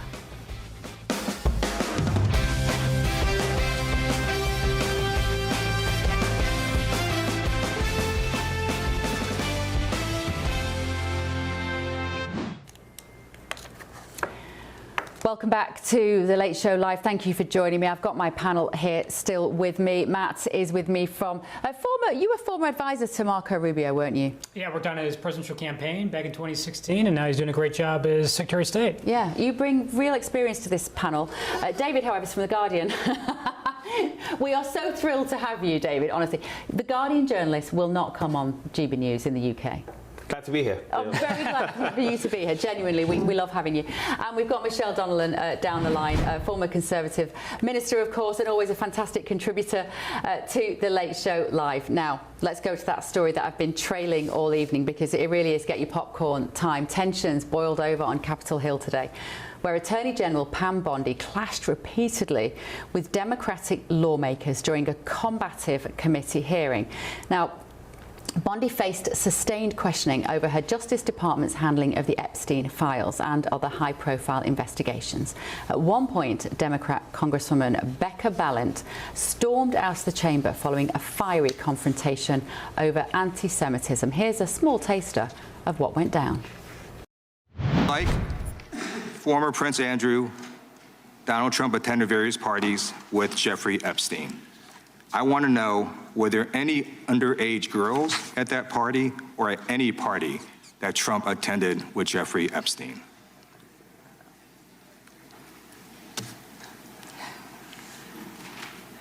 This is so ridiculous, and that they are trying to deflect from all the great things Donald Trump has done. There is no evidence that Donald Trump has committed a crime. Everyone knows that. This has been the most transparent presidency. He's the one that asked that those files I'm going to claim my time. I got your answer. You said there's no evidence. Trump asked Mr. Chairman, please stop the clock. Stop the clock. The legislation. This is ridiculous. It is shocking that the department did not redact the names of Epstein's victims, but it did redact the names of their abusers. I don't know whether this was done out of incompetence or whether it was deliberate and malicious, but either way, it is completely unacceptable. Even more troubling, the DOJ has failed to bring any of these perpetrators to justice. Instead, it has engaged in a relentless pursuit of Donald Trump's perceived enemies. First, You showed it. I find it. How many have you indicted? Excuse me. I'm going to answer the question. Answer my question. No, I'm going to answer the question the way I want to answer the question. No, Your you're going to answer the theatrics are question the way I ridiculous. asked it. Chairman Jordan, I'm not going to get in the gutter with these people, but I'm going to answer the question. How many have you indicted? The gentleman from New York. We will give you a few more seconds. You can let her filibuster all day long, but not on our watch. Not on our time. No way. And I told you about that, Attorney General, before you started. You don't tell me. Yeah, I did tell you because we saw what you did in the Senate. You're a lawyer, not even a lawyer. Committee will be in order. Matt Terrell, let me come to you on this. It was gripping. Did she do a good job, though? I do. I think, look, she did stick to the facts. I mean, the truth is, there is no evidence that President Trump committed any crime or did anything wrong when it comes to the Epstein case. And right now, what you are seeing is Democrats on Capitol Hill try to make this a political case against President Trump. And the truth is that's not going to work. And the reason why, the Biden DOJ had this information, the Epstein files. Why didn't they release the Epstein files then? And furthermore, I'm not suggesting President Clinton did anything wrong or committed a crime, but there are pictures of him in a hot tub. So the truth is, you cannot make this a political liability for President Trump. And that's exactly what Democrats are trying to do. And beyond that, what you saw in this hearing is what we've been seeing in other hearings. We saw, for example, Treasury Secretary Scott Bessent by Maxine Waters being told to shut up. So the truth is, I think it's a lot of fireworks. It's a lot of that coming from Democrats right now because they're against anything and everything that President Trump is trying to do. And when it comes to the Epstein case, you're seeing the administration, in my view, take the appropriate action of getting all the information out there. They just released well over 3 million documents. That's what the administration should be doing, in my view, in terms of the DOJ. My advice to them is keep sticking to the facts, keep getting all the information you can out there. If they do that, I think at the end of the day, it's what the majority of Americans will appreciate. And is the reason they can't just release them all at once because there is so much to comb through and redact people whose names don't want to be identified in terms of victims? Is that why there is a delay in just releasing the whole thing? I think that's right. I think, look, the truth is this needs to be a methodical approach. And at the end of the day, you do have your point. Victims who may not want all the information out there, or their names out there related to them specifically. So you got to be respectful of that. At the same time, I do encourage people on both sides of the political aisle, Americans nationwide, people around the world watching this, to be very cautious when it comes to this. We don't know oftentimes what's true or not put out there on social media when it comes to the Epstein case. In many cases, just because your name is involved in the Epstein files doesn't mean you did anything wrong. The truth is Jeffrey Epstein was plugged in with a lot of people. But also the truth is President Trump kicked him out of his club down in Mar-a-Lago. And, the reality is this was a horrific individual in Jeffrey Epstein. Justice needs to be served.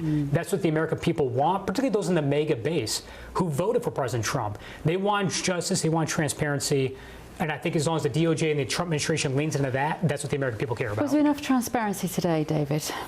No, and you made the comparison earlier with Prime Minister's questions, and it certainly made me yearn for the day when we could see Donald Trump in one of those hearings up against the opposition. And I really felt like Democrats were trying to bring the fire today. They've been criticized the entire Trump era for being too feeble and weak and soft on Trump, and this was their attempt to be more aggressive and set off some fireworks. And one moment of drama, for example, is there were survivors of Jeffrey Epstein's abuse in the room, and Pramila Jayapal challenged Pam Bondi to turn around and apologize to those survivors, which she did not do. And I think that remains a central point here, that there are many survivors dissatisfied with the way the release of these files has been done. And also, even if Trump is not guilty of a crime as claimed, what about some of the people around him? Is he trying to protect them? And just in the last couple of days, we saw Howard Lutnick, the Commerce Secretary, for example, caught in a lie.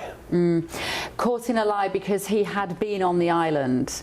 And he doesn't deny having been on the island, does he? I think he was there on several occasions. But also Howard Lutnick is a very, very wealthy man. He was a very wealthy man before he went into politics. If you were anywhere near New York and you were a wealthy man and you would find yourself an invitation to Florida, it is entirely plausible, given how small that clique of billionaires, millionaires is, that almost anybody at some point in the last 30 years went to the island. But it doesn't mean they committed a crime, does it?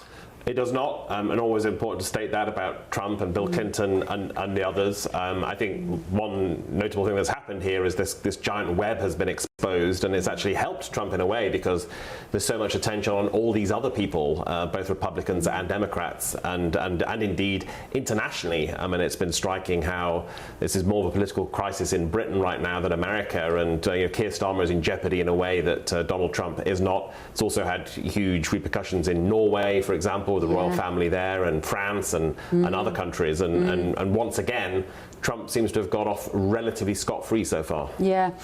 Michelle Donnellan, let me come to you. When you see Pam Bondi being grilled there, I bet it makes you quite happy that we only have PMQs, that you don't have to be subjected to. Mind you, having said that, some of the committee hearings in Parliament, in the House of Commons, can be pretty brutal at times as well. But in terms of the Epstein files, Michelle, what's your general feeling about it? Is it too much about who might or might not have done what, and not enough focus on the victims? So first of all, on the committee thing, yeah, ours are not comparable at all. That was more like a soap opera, wasn't it, than real life. On the Epstein files, I think, look, by the way that they're being released and the level of redactions and the fact that the Epstein was so intertwined with those that were powerful and rich, there is this distrust that is building up, and it looks fishy. Whether it is or not, it is giving that appearance that it is looking fishy. So I can understand why people are saying, come on, this doesn't look right, this looks like a cover-up. And I think that this is going to snowball and get worse. And I keep thinking to myself, imagine if this was in the UK, because look at the explosion that we had over the release of information to do with Mandelson, and how everybody wanted transparency to see exactly what did the government know, when they appointed him, etc., etc. And that is just sort of like one tiny fraction of the overall pie. So if this had been happening in the UK, it would have been a very different picture, and people would have been demanding that the whole lot was released. And therefore, I can see this pressure building up more. Let's talk to Victoria Churchill now, political reporter for the Daily Mail, who was there in the hearing today. Victoria, thank you for joining me. So it was a couple of hours at least, wasn't it, today that this went on for? What was it like to be there? What was the atmosphere like in the room? Well, thank you so much for having me back on, Bev. I just stepped out of a show I'm taking in at the Kennedy Center, so that's my background behind me. But, you know, always willing to chat with you and the great folks at GBNews. This hearing went on for a while. It started right about 10 in the morning, and it wrapped right before 4 in the afternoon. There was a break so that members could go and vote. But outside of that, we were butts in seats for pretty much the entire time. It was quite lengthy. I think Attorney General Bondi did well handling kind of all of the flame throwing that went her way. But Democrats also definitely got a few zingers out of the hearings. And, you know, I think, you know, somebody that covers Congress day in and day out, that's my real job, even though you folks at GB News see me on every week. My real job is being in Congress every day. But, you know, it's interesting. I think there's some criticism, and actually in discussions with having, you know, Bill and Hillary Clinton come testify, which they have agreed to appear for depositions also regarding the Epstein files later this month. And they're actually now asking for them to be public hearings, similar to what we saw with Attorney General Bondi today. We'll kind of see if that happens, maybe if we'll have a closed-door deposition, and then open hearings.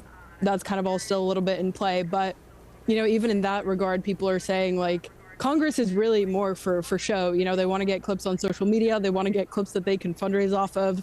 A prime example of that, I think, is somebody that I don't think you brought up in your kind of opener there, but Jasmine Crockett is one Democrat that loves these, you know, one-liners. She's running in a Democrat primary in Texas for the U.S. Senate, while kind of being a current member of the U.S. House of Representatives. And she actually didn't even ask Attorney General Bondi a certain question, a single question. She just went and riffed on basically a 5-minute monologue about how, you know, outraged she was about everything that Bondi had said in the hearing up to this point. And Crockett, being kind of a more younger member of the committee, she was speaking quite near the end of the event as well. But yeah, you know, people were, you know, I was sitting next to a journalist next to me, and I remember at one point I was like, wow, you know, usually I save my reality TV for after work, but now I get to see it at work today. It really was like reality TV to some extent, and there were those victims of Epstein Island in the court, in the hearing, Victoria. What was that moment like when they were brought to the attention of Pam Bondi? She was encouraged to turn around and look at them, and she didn't. Was that a misfire from her today? I do believe that was a misfire from her, and she also faced questions from journalists as she was leaving. So typically they kind of have a minute to debrief before they walk through the hallway, where you'll walk out and there'll be plenty more cameras. And that's what happened today. You know, she was asked by reporters as she was leaving Congress, you know, are you going to meet with victims, right? And so this is interesting because on a couple Sundays ago, her Deputy Attorney General, Todd Blanche, he was on one of these Sunday shows that we have here on the networks, and he, you know, said basically the FBI and DOJ's door has been open, and he said something along the lines of, you know, everybody that's wanted to be heard has been heard. Not a direct quote, but that was kind of the synopsis of it. And so what we were seeing today was really the opposite of that. Every single victim stood up and said, you know, I've asked to be met with, and I have not been met with. And, you know, that was quite shocking, I think, regardless of where you sit on the political aisle. That is a clear kind of contradiction of messaging that the administration has put out, and it was put on display, you know, quite apparently, to the point where I think, again, kind of regardless of political ideology, I don't think you can dispute that. Yeah, and it's almost like the women are just a kind of amorphous mass in this, aren't they? Like the individuals we know by name, but the women are just sort of disposable, and somehow it can be dispensed of quite soon. Do we know, Victoria, from the survivors, and my panel as well here, if you know better than I do, have any specific complaints been brought against President Trump by any individual woman that would have been on Epstein Island? Victoria, just to you first, do you have any idea about that? I believe I did see one woman or two making the rounds again on some of these Sunday shows, but there's not a certain individual that I can pick off just off the top of my head. Okay, and do you feel the same here, guys? Yes, I agree. I mean, not to my knowledge. I can't help but think if there was a woman who had cast-iron evidence that she'd been a victim of President Trump, we would definitely know her name by now. Yeah, and on top of that, there's just no evidence that President Trump did anything wrong. I mean, again, it's about the evidence. It's about if people did anything wrong in this case, they should be held accountable. And there's no evidence that President Trump did, and yet you're seeing Democrats say he did, and that's just them playing politics right now. Part of the frustration, Victoria, if you're still with us, and I'm incredibly conscious that we're keeping you from your performance at the Trump Kennedy Center this evening, but part of the frustration with this is the way that the material is being bastardized on social media, let's use that word, because it's being taken out of context. Some of it is being created by AI. Some of it is being passed off as material from Epstein Island when it had nothing to do with Epstein Island. And you might show, I've seen some really awful footage of children talking about horrors that they witnessed, very, very young children, 5, 6, whatever, and it's hashtag Epstein, and then of course the comments are, oh my God, this is just so awful, so awful. Will we ever get to the truth of it, Victoria? I have very little faith that anybody, maybe you need to write the book on it, Vic, but you know, somebody needs to genuinely take this issue, don't they, and really try and sift through it so that we have some sense of truth at some point. I mean, I think that's a big part of the question that is still outstanding, is that, and that was kind of a big part of the reason of why members of Congress wanted to hear from Attorney General Bondi today, is that at least as far as we know at this moment, there is 6 million Epstein files, and only 3 million of them have still been released. Now, if you listen to the Department of Justice, their argument is that they, you know, they're documents that are attorney-client privilege, or they're actually pending investigations, so that's why they can't be released. But overall, I think there is, for everything that we do know, you know, it's only half that we have seen put in the ether, and that's, you know, still very heavily redacted. Now, this week was the first time that members of Congress can go out and view those unredacted documents. So that's kind of the latest trickle of information, is members of Congress going out and saying, you know, like Thomas Massie, he was another one. He's a Republican that sparred with Bondi earlier today. You know, he was like, you know, that there was an individual, Lex Wexner, he was the former CEO of Victoria's Secret. His name appears all throughout the files, but there was one document that Massie had found that his name was redacted. And so that was a kind of a a spicy exchange, I guess, if you will, between Massey and Bondi, where Massey said, you know, you guys are supposed to just redact victims, not, you know, potential abusers or co-conspirators. And Bondi actually fought back and was like, you know, you're just full of Trump derangement syndrome and basically are a failed politician. So that was kind of how that exchange And she said, and she did, and she sort of said at that point, didn't she, as soon as we realised that that had been done, 40 minutes later, we took that redaction out and it was there, but it was almost like the damage had been done, that there was a suspicion that people whose names should have been revealed hadn't been. Right, Victoria, go back and watch your concert. No doubt it is wonderful, but thank you so much. Victoria Churchill, political reporter for the Daily Mail. What a pleasure. Right, let me know your thoughts this evening. gbnews.com/your say. Anne has said, in no way did Donald Trump have any use for the guy. Trump threw him out of Mar-a-Lago in very public fashion 25 years ago. This week it comes out that Trump reported Epstein and Maxwell to the local police department as well. And Kevin, good evening, Kevin, saying President Trump gave the authority to release the Epstein files. Why were some of the names in them blacked out? It doesn't take a genius to work out why.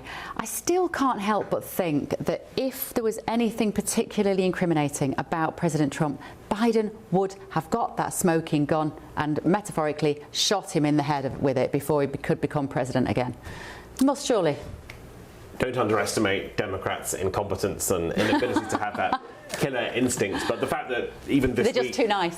Indeed. The fact that this week there were unredacted files available to members of Congress, people like Ro Khanna and Thomas Massey, and who then made public some of these names. Yeah, if there had been something particularly incriminating about Trump, you assume Ro Khanna would have shouted it from the rooftops. I'm sure. Right, still to come this evening on The Late Show Live. The disappearance of Nancy Guthrie continues to raise more questions and answers as a man detained for questioning was then released. But first, we'll bring you the very latest on this developing story. First, though, superstar author Lionel Shriver is going to join me to discuss her new novel on mass migration, which is already upsetting all the right people. This is The Late Show Live, only on GB News.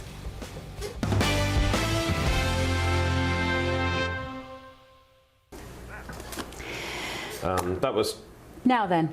She's a novelist. No breaks in this hour, David. We were just about to have a little chat then. It's very unusual on British TV. No adverts. It's wonderful. You get a whole 60 minutes of us. Right, now, one of my favourite... Well, she's my favourite novelist. I do not mind saying that. I've even told her that to her face. I think she thought I was being a bit of a fangirl. Lionel Shriver. She does not shy away from controversial topics, and she has a new book that is out today. It's called A Better Life, and I'm delighted to say that she joins me now. Lionel, very good evening. I think you're in New York, aren't you, doing your book tour at the moment? So thank you so much for joining me. So the picture on the front are migrants going across water. It alludes, I suppose, to the situation here in the UK. And it's a brilliant premise for a novel. I confess to having received it this morning. I'm only part way through, but just outline it for us, if you will, the rough plot. So what inspired it, Lionel? Well, in 2023, and this was during the Biden administration with an effectively open border, New York City was being inundated with literally hundreds of thousands of migrants, all of them expecting to be taken care of and put up and given 3 meals a day. And in the midst of this, having a lot of trouble with just the finances of it all, the then mayor, Eric Adams, announced that he was going to start a program with which he would pay New Yorkers to put migrants in their spare bedrooms. As a matter of fact, he never initiated that program. It was stillborn, but not in my book. So in a slightly alternative reality, a family in Brooklyn takes in one Honduran migrant,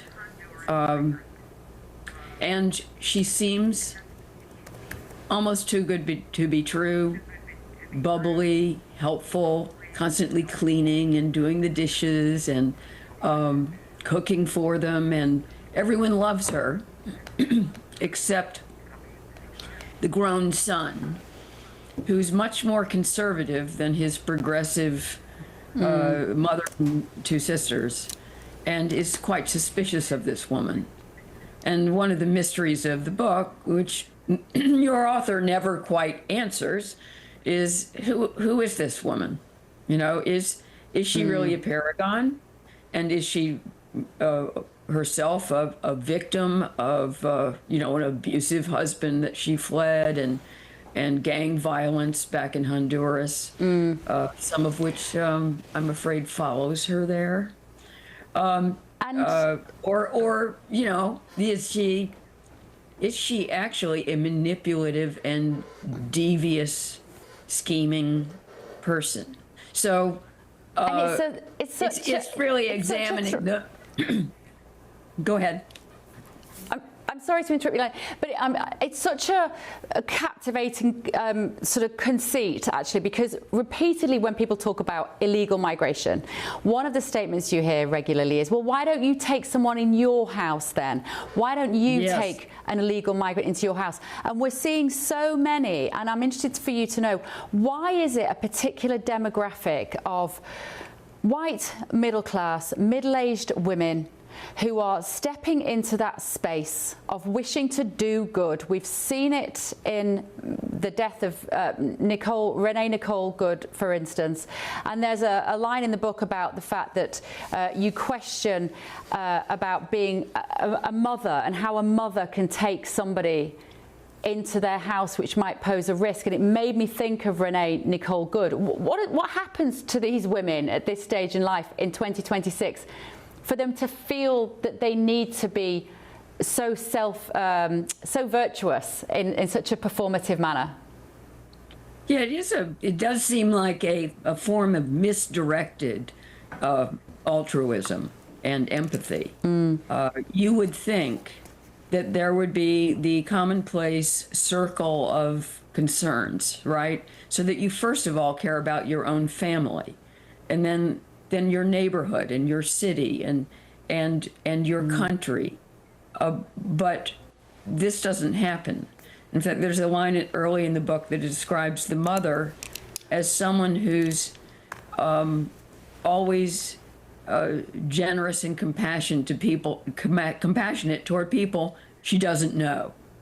So it seems like an inversion of the natural instincts.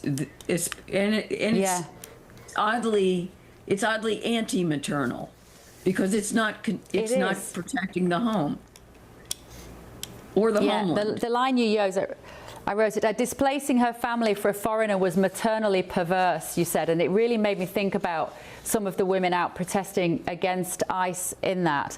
We've had this statement tonight, Lionel, which I'd love this may come as news to you, but the guy that owns Manchester United Football Club, he's called Sir Jim Ratcliffe, has said that Britain has been colonised by immigrants in a public interview that he did with Sky Sports. And of course, Keir Starmer came out to say that this is offensive and that the UK is built on immigration. Are you pleased to some extent that this conversation is now being had when so many people have been shying away from it? Yes, I am. I think that the whole issue of immigration has opened up, and it's possible to have conversations in public that we didn't have before. But that doesn't mean that the progressive world is happy about it, and it still drives them insane. I mean, this book, which, you know, it's the only novel I know of that sticks up for the experience of a native population suffering from what I can only call an invasion of foreigners. But it really sticks a cattle prod right up the progressive bum. They absolutely hate this book. And what I find so interesting about you, because believe me, I can relate, is that you never saw yourself as political. If anything, you saw yourself as rather centrist or maybe centre-left. And then the pandemic happened, and I think you said to me when I interviewed you once before, and apparently when I came out the other side of the pandemic, I was far right, because you didn't think that government should be able to control the individual in that particular way, and that the government shouldn't be able to mandate you taking a drug you don't want, or the government shouldn't be able to tell you whether you can see your mother or not. What's your view on that now as we get into the early days of 2026, if you like? Do you see yourself now, or do you proudly describe yourself as right-wing?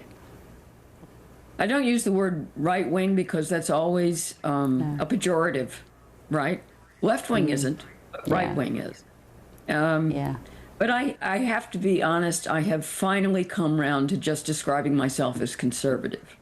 And I find that shocking because I grew up as a liberal Democrat in the United States. And now, I don't know, I think I have the same opinions. And the rest of the world has moved so far to the left that I'm left as I'm a conservative, and I'm getting used to it.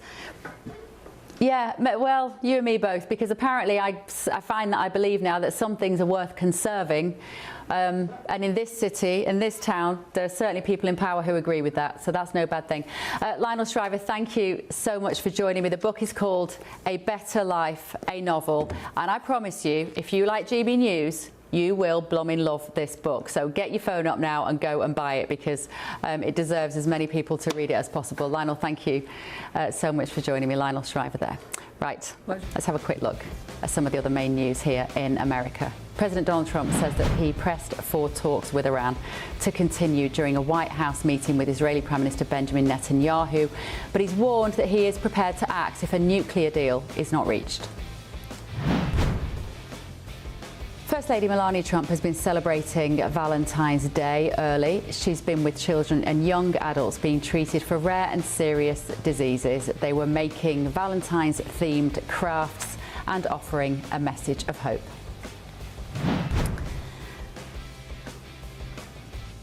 And at the Olympics, France has clinched the gold medal in the figure skating, pushing America to silver and Canada to bronze.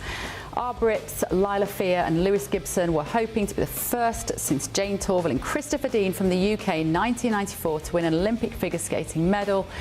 But unfortunately, they came in the worst possible place, and that is fourth.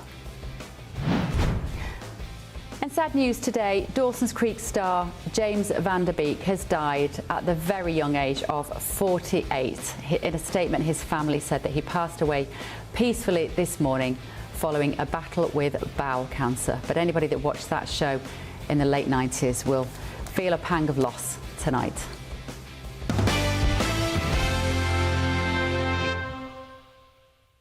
Still to come this evening on The Late Show Live.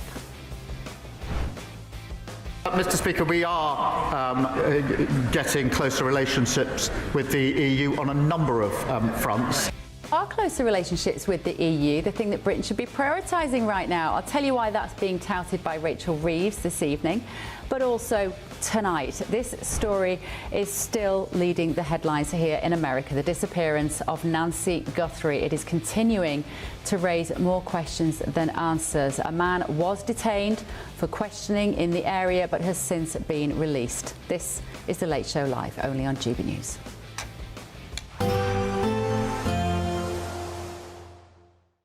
Expect warm spells with the odd rude interruption. Box Boilers sponsors the weather on GB News.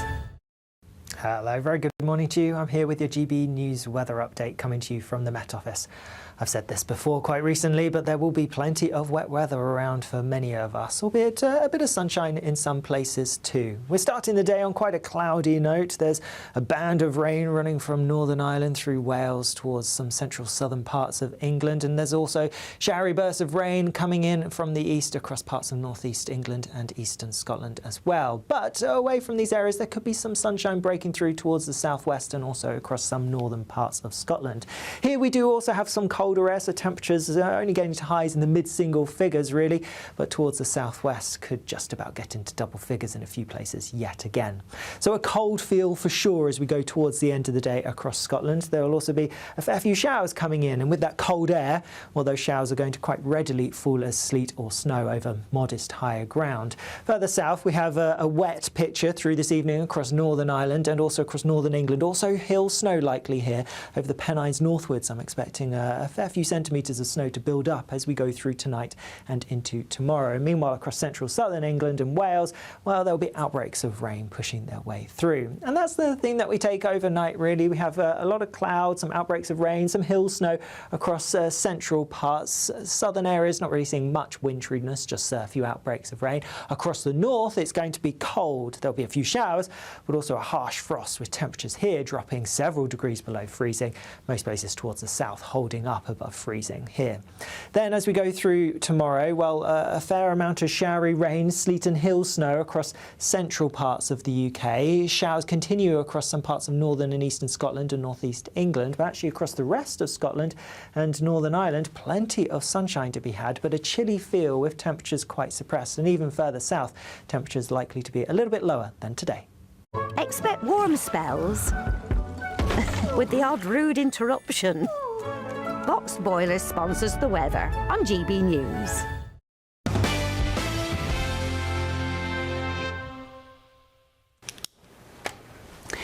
So this story, I know, has gripped a lot of you over in the UK. It is leading all the bulletins here in America. This is the ongoing disappearance of NBC News presenter Savannah Guthrie's mother. So a man was taken in for questioning and he was released after several hours. He identified himself as Carles Palazuelos and he told Telemundo his home in Rio Rocco, south of Tucson, was searched as part of an investigation. So the FBI has released security images of a potential suspect, a person wearing gloves, a mask and a backpack. We saw these yesterday and that very strange positioned gun on his belt there. He appeared to tamper with the camera at the front door of the home, of course, on the morning, in the early hours of the morning that Nancy disappeared. Let's get the very latest now with true crime author Aphrodite Jones. Aphrodite, thank you so much. Every morning here in America, I keep waking up and the first thing I want to do actually is to look at this story because it's got everybody gripped and there is a very scared family and an elderly lady in not the best of health, as we know, being held somewhere, we presume. What's your analysis of this story, Aphrodite, in your experience? Okay, I know Savannah. She's somebody I worked with. We covered the Michael Jackson trial together many years ago. She's a person of faith. She truly believes her mother is alive and out there. My perspective, this woman is no longer alive. My perspective, this was, I don't think it was a kidnapping. Number one, I think this was a home invasion gone bad. That's just me. That comes from looking at that footage of this man in the video. Very slumberly, clumsy. The gun is, in his crotch area. It's just so weird. This is not professionals. And, they found a glove today. I'm not sure if you know that news, that this area around the house, right? So they found a black glove and they're going to look at it for DNA. But remember, hundreds of people are scouring that area looking for Nancy Guthrie, and as well as law enforcement. I don't think that anyone who was so careful as to take everything away that they did and leave a very, very clean scene inside the house would throw a glove out in the neighborhood. It just doesn't make sense to me. Yeah, the assumption now, Aphrodite, as we're looking at these pictures, are that this individual didn't get into the house via the front door. Again, just you can elaborate on this for us a little bit. So we see him tampering with the camera. There's a suspicion that he went in through the back door, because I don't think there was any damage to that front door, that he went round the back, maybe after this moment here. But is this the spot where the blood was also found? Was it on this step, do you know? Yes, it was on this step. So you see in this video, it's been looked at by the FBI and experts, and they don't see blood drops on that step. So that happened after. Yeah. So clearly, we know that they went into the house. We know from the pings and the 147, there was that at the morning when the camera was taken off, and then her monitor stopped at 2:28 in the morning. So you had 41 minutes there. I think that there were two people involved here.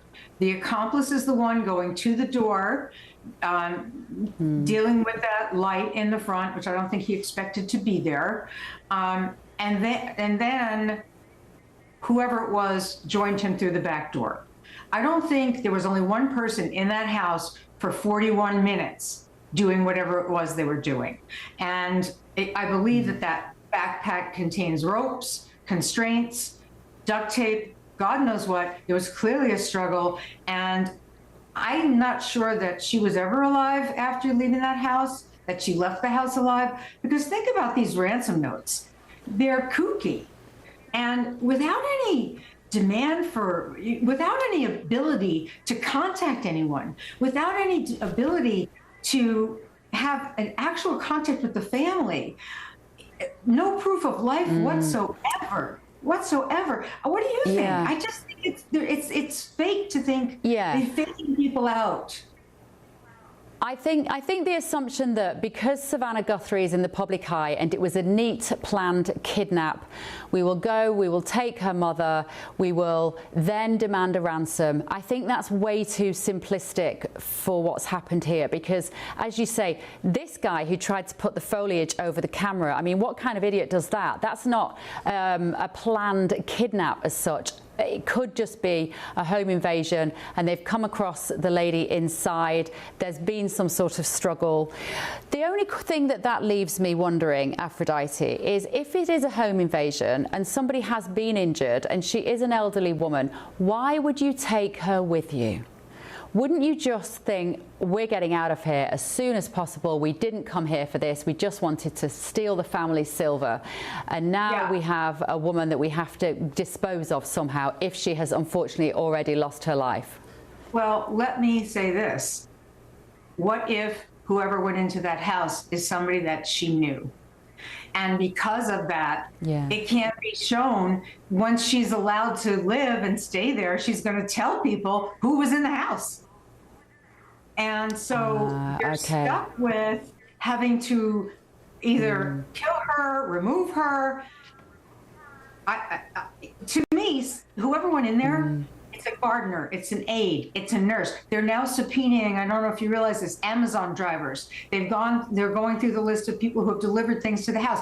Somebody in conjunction, I believe, with someone that Nancy Guthrie knows went into that house. And because Nancy knows that other person, even if wearing a mask, right? You can hear a voice, you can see eyes. We can't, on a black and white grainy photo, decide who that is. But in person, you'd know who it was no matter how they were disguised, right? Yeah. Yeah, absolutely. And just all hopes and prayers, as you say, Aphrodite, just to somehow get kind of conclusion. Have you had much contact with Savannah? Have you exchanged text messages or any sort of correspondence with her? Since Savannah's become a global star, you know, she's in her own world, her own echelon.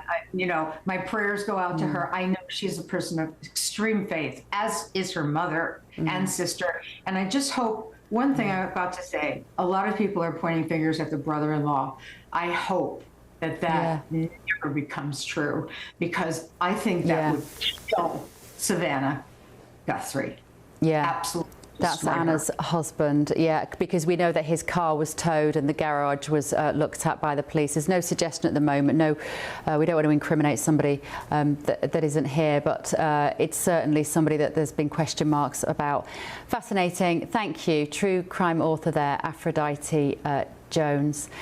Can I talk to my panel about this just momentarily? I know we've got a lot we need to pack in. Your thoughts on this, David? It's just sad, isn't it? Oh, incredibly sad, and obviously sort of sending best wishes to the Guthrie family. One thing that's been quite touching, quite moving about this is to see her colleagues on her morning TV show rally round. She was actually meant to be at the Winter Olympics covering that, and obviously cancelled that appearance, as did some of her colleagues. And you've been able to see on television, they've struck just the right tone. It's obviously a very difficult situation, but expressing their love for her almost like a family member, also being very professional about the job. And I think you know, there are millions of Americans praying for the safe return of her mother. Yeah, absolutely. And there's this $50,000 reward offered by law enforcement, Matt. It's an interesting figure, that. You think if there's any more, maybe you get too many crazes. 50,000 might just be enough incentive? They have their reasons for that, I'm sure. But look, this case is going to get solved. And hopefully she's still alive. We don't know, of course. Who knows what the real facts are? We're going to know soon. And the evidence is already stacking up. And I would just encourage people to recognize that cases like this unfortunately happen quite a bit. And they don't get the kind of coverage this one's getting. So just be mindful that this is the process. Sometimes you have someone who's detained, interviewed, and they release them because maybe they don't have enough information to hold them. So there's going to be a process here, but this is going to get solved. Well, we'll bring you any latest developments as we do on The Late Show Live on that story. But also tonight, are you addicted to social media, or do you know someone who is? Well, I'll tell you about a landmark legal case that could see social media companies sued for actually making their products addictive. Now, that is a case I could get on board with. Plus, would you support your children or grandchildren writing Valentine's cards to illegal migrants? Well, I'll tell you exactly why that's what one councillor is doing. Yep, you guessed it. gbnews.com/your say, only on GB News.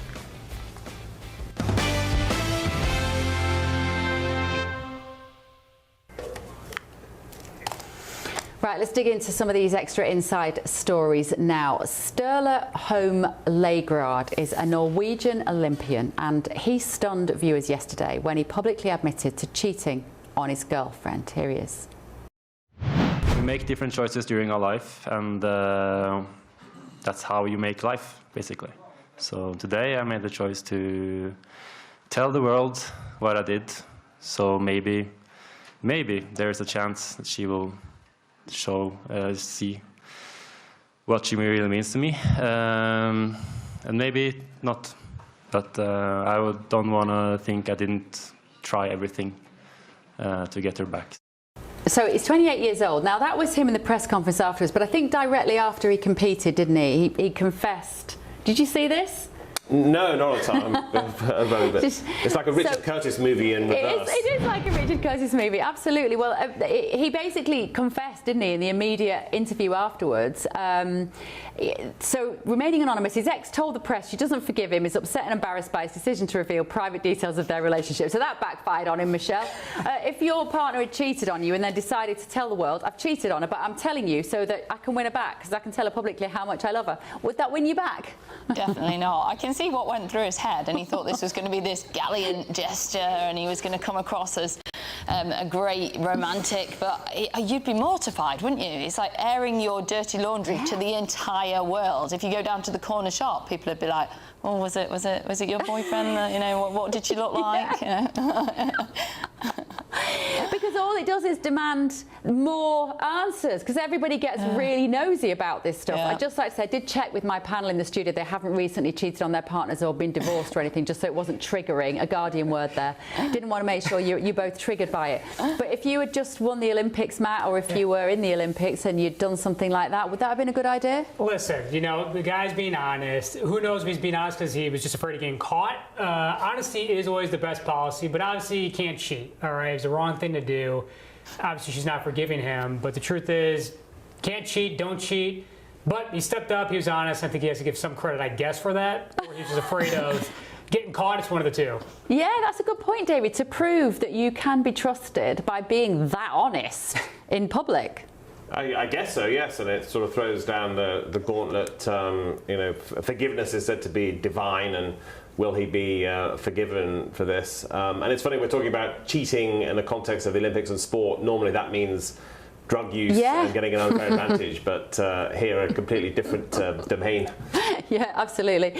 Right, moving on. Several landmark trials are set to begin this year to hold social media companies accountable for using algorithms designed to get children addicted to their platforms. And today, the head of Instagram, Adam Mosseri, has defended his platform against claims that it caused mental health damage to minors, arguing that even excessive use of social media does not equal an addiction. Michelle Donovan, go.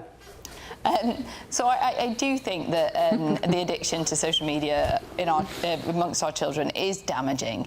It is damaging to their mental health, it's damaging to their well-being and their ability to interact in person. And that's why I support this plan to actually get children off social media, full stop, but it's why we also tried to clean up social media so that when they are accessing it at the moment, they're not accessing all of the material that is going to be deeply impacting them as they grow up. So things like pornographic material, extremely violent material, etc., etc. Just like we never allowed children to go to Blockbuster and rent an 18 movie, did we? It has to be the same kind of premise. But David, for me, this is one of the big issues, because I get very concerned about the free speech and the censorship that's going to happen on the internet and where this eventually ends. But I am bang on board with the idea that the algorithms must not be as manipulative and addictive as they are. And in some ways, I'm surprised we haven't tackled this bit sooner. Yeah, I mean, adults are addicted, and even more worryingly, children are addicted. And yes, schools and parents are part of that, but let's not allow tech oligarchs to be off the hook. I mean, they have the best engineers in the world trying to make these social media apps as addictive as possible. And so far, American presidents, other world leaders have not really stood up to them and challenged the power of Silicon Valley. And perhaps it's time, you know, we do see a replay of something like happened with big tobacco and some of those other major industries that make massive profits off people's addictions. You see, Matt, I think the addiction, the algorithm that makes you keep scrolling and flicking, we've all been there. You can lose hours out of your day if you're not careful. It is so powerful. I think the tech company is going to push back against this more than anything, because that is what means we spend more time online, they can get more advertising revenue, they get more money. Well, absolutely, these companies can do what they need to do. They need to be profitable, and they're developing, in many cases, truly amazing platforms. Let's be honest here. These are platforms that allow us to get information. You look at what's happening on X and True Social and Instagram. These are all platforms that are really a new way for people to get out information of facts. And sometimes there is, of course, things that are not facts that are on these platforms, but also the consumers need to be held accountable. Look, eating Doritos every day is not good for you. Doesn't mean we should ban Doritos, but look, as a consumer, you have to take responsibility as well. And that means you should be limiting time on some of these platforms. It's not good to just look at a screen all day and to scroll, to your point. So look, I think it's a and not or approach. I think there's a responsibility on the platforms, but also on consumers and for parents to make sure that they're parenting here and make sure that their children are not scrolling all day as well. Get them outside, playing, being active. That's important. I've said it before on this show, but I'll say it again. I sat next to a guy from Google once at a party not long ago. His screen was on black and white. I said, how come you have it on black and white? He said, because we know that it's the colour is one of the things that we do to addict you. And he has 5 children. And I said, how do you manage screen time in your house? And he looked at me and he was like, my children don't have smartphones. They would never have smartphones, because we know what they actually do to their brain chemistry as they're growing. He's like, my children read books and they play in the garden and they get outside. And my next question to him was, how do you sleep at night? To which he didn't say very comfortably in my $20 million house, actually, which he maybe could have done. But he said, we try where possible to tell people that these are not products for children. I have rarely heard that message, Michelle. Have you? No, that's just not true, because if you look at a lot of the advertising and the look and feel of these platforms and the way that they're promoting certain content to young people, a big part of their target audience is still children, and that's why we need to make sure that they're abiding by their own terms and conditions, which in general are age 13. Yet we know that kids as young as 8 and 7 are on these platforms. So they're not abiding by it. I really want to get this. I'm sorry to interrupt. We just want to talk about this. This is a Green Party councillor, East Sussex. She's got her grandchildren to make Valentine's cards to illegal migrants. She said, we painted some Valentine's cards. I'm going to be presenting them to men in the camp at Crowborough as a welcome. David, is that a sensible thing to do? Easy to mock, and you can imagine in America, I'm sure like Portlandia, doing something like that, but I would make a plea here for compassion, for remembering illegal immigrants are human beings. Some are fleeing desperate situations, and yeah, maybe this goes a little too far. Maybe it's actually a show of empathy. Matt, is it a show of empathy or is it a show of naivety? Because what if those children come across one of the illegal migrants on the street and he's unkind to them? Well, that could be the case. Look, empathy is always important, but actions do speak louder than words, and I think it's important to take action to do the right thing here, and we'll see what happens. Yeah, what do you think, Michelle? Is this woman just virtue signalling again as a Green Party councillor, Anne Cross? I think it's absolutely ridiculous. It's laughable, isn't it? I mean, we're meant to be teaching our children right and wrong. These people have literally broken the law and are trying to come here when they're not allowed and evade our rules and our processes. We shouldn't then therefore be saying, oh, well, thank you very much, and here's a lovely little card for you. Yeah, I don't even like children writing Valentine's cards at all. I get very sniffy about that. I think children shouldn't be writing Valentine's cards because children shouldn't be thinking about romantic love, particularly not with a strange man you've never met who's just come in off a boat. And on that bombshell, Michelle Donnellan, David Smith and Matt Terrell, thank you so much, all of you, for joining me this evening. I think we're done. I will be back tomorrow night on The Late Show live and midnight in the UK, 7 p.m. in the US. Good job I've got to go because I've clearly lost my voice. Right, thank you guys. See you tomorrow. Bye-bye.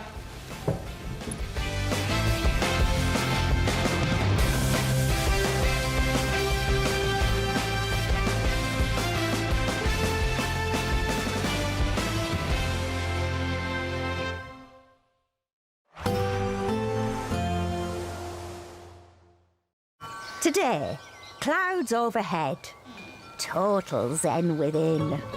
Boxed Solar sponsors the weather on GB News. Hello, very good morning to you. I'm here with your GB News weather update coming to you from the Met Office. I've said this before quite recently, but there will be plenty of wet weather around for many of us, albeit a bit of sunshine in some places too. We're starting the day on quite a cloudy note. There's a band of rain running from Northern Ireland through Wales towards some central southern parts of England, and there's also showery bursts of rain coming in from the east across parts of northeast England and eastern Scotland as well. But away from these areas, there could be some sunshine breaking through towards the southwest and also across some northern parts of Scotland. Here we do also have some colder air, so temperatures are only getting to highs in the mid-single figures really, but towards the southwest could just about get into double figures in a few places yet again. So a cold feel for sure as we go towards the end of the day across Scotland. There will also be a fair few showers coming in, and with that cold air, well, those showers are going to quite readily fall as sleet or snow over modest higher ground. Further south we have a wet picture through this evening across Northern Ireland and also across northern England. Also hill snow likely here over the Pennines northwards. I'm expecting a fair few centimetres of snow to build up as we go through tonight and into tomorrow. And meanwhile, across central southern England and Wales, well, there'll be outbreaks of rain pushing their way through. And that's the thing that we take overnight, really. We have a lot of clouds, some outbreaks of rain, some hill snow across central parts. Southern areas, not really seeing much winteriness, just a few outbreaks of rain. Across the north, it's going to be cold. There'll be a few showers, but also a harsh frost with temperatures here dropping several degrees below freezing. Most places towards the south holding up above freezing here. Then as we go through tomorrow, well, a fair amount of showery rain, sleet and hill snow across central parts of the UK. Showers continue across some parts of northern and eastern Scotland and northeast England, but actually across the rest of Scotland and Northern Ireland, plenty of sunshine to be had, but a chilly feel with temperatures quite suppressed. And even further south, temperatures likely to be a little bit lower than today. Today, clouds overhead, total zen within. Boxed Solar sponsors the weather on GB News.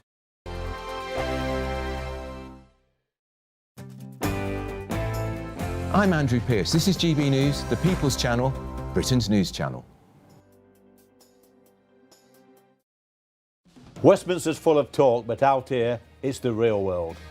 Am I allowed to talk now? No, that's it. This is where it matters, real people and real lives. That's what politics is all about. The fact has Trump made a good start? No. Straight answers, no spin, and just a couple of pints. How many fingers have I got up? About 10. So join me for Lee Anderson's Real World every Friday at 7 p.m. only on GB News. The People's Channel, Britain's news channel. At GB News, we love to hear from you, our loyal community. So drop us a line at gbnews.com/yoursay. There you can talk to each other and also to the presenters live on air. gbnews.com/yoursay, because GB News is your channel, Britain's news channel. In the GB Newsroom, we bring you the news as it happens. With our team of dedicated journalists across the UK, we're ready to keep you up to date with what's happening every half an hour, every single day. Bulletins here on GB News. the People's Channel, Britain's news channel. From the school run to the home run, watch a new show for all of Britain. He can say whatever he wants. A straight-talking show where all voices are heard.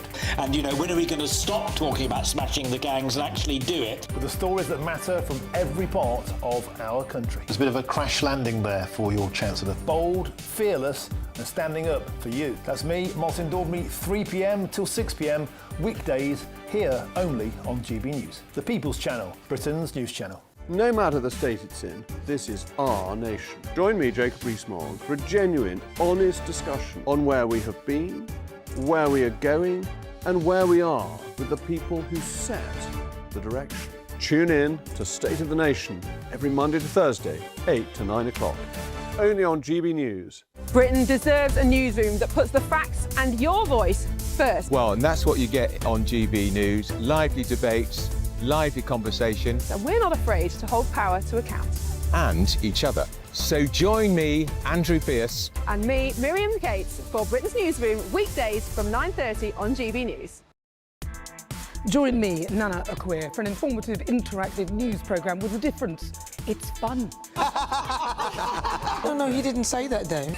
I'm so surprised. I think there's an element of truth to that. Join me from 3 p.m. every weekend, only on GB News, Britain's news channel. I'm Michael Portillo. This is GB News, the People's Channel, Britain's news channel.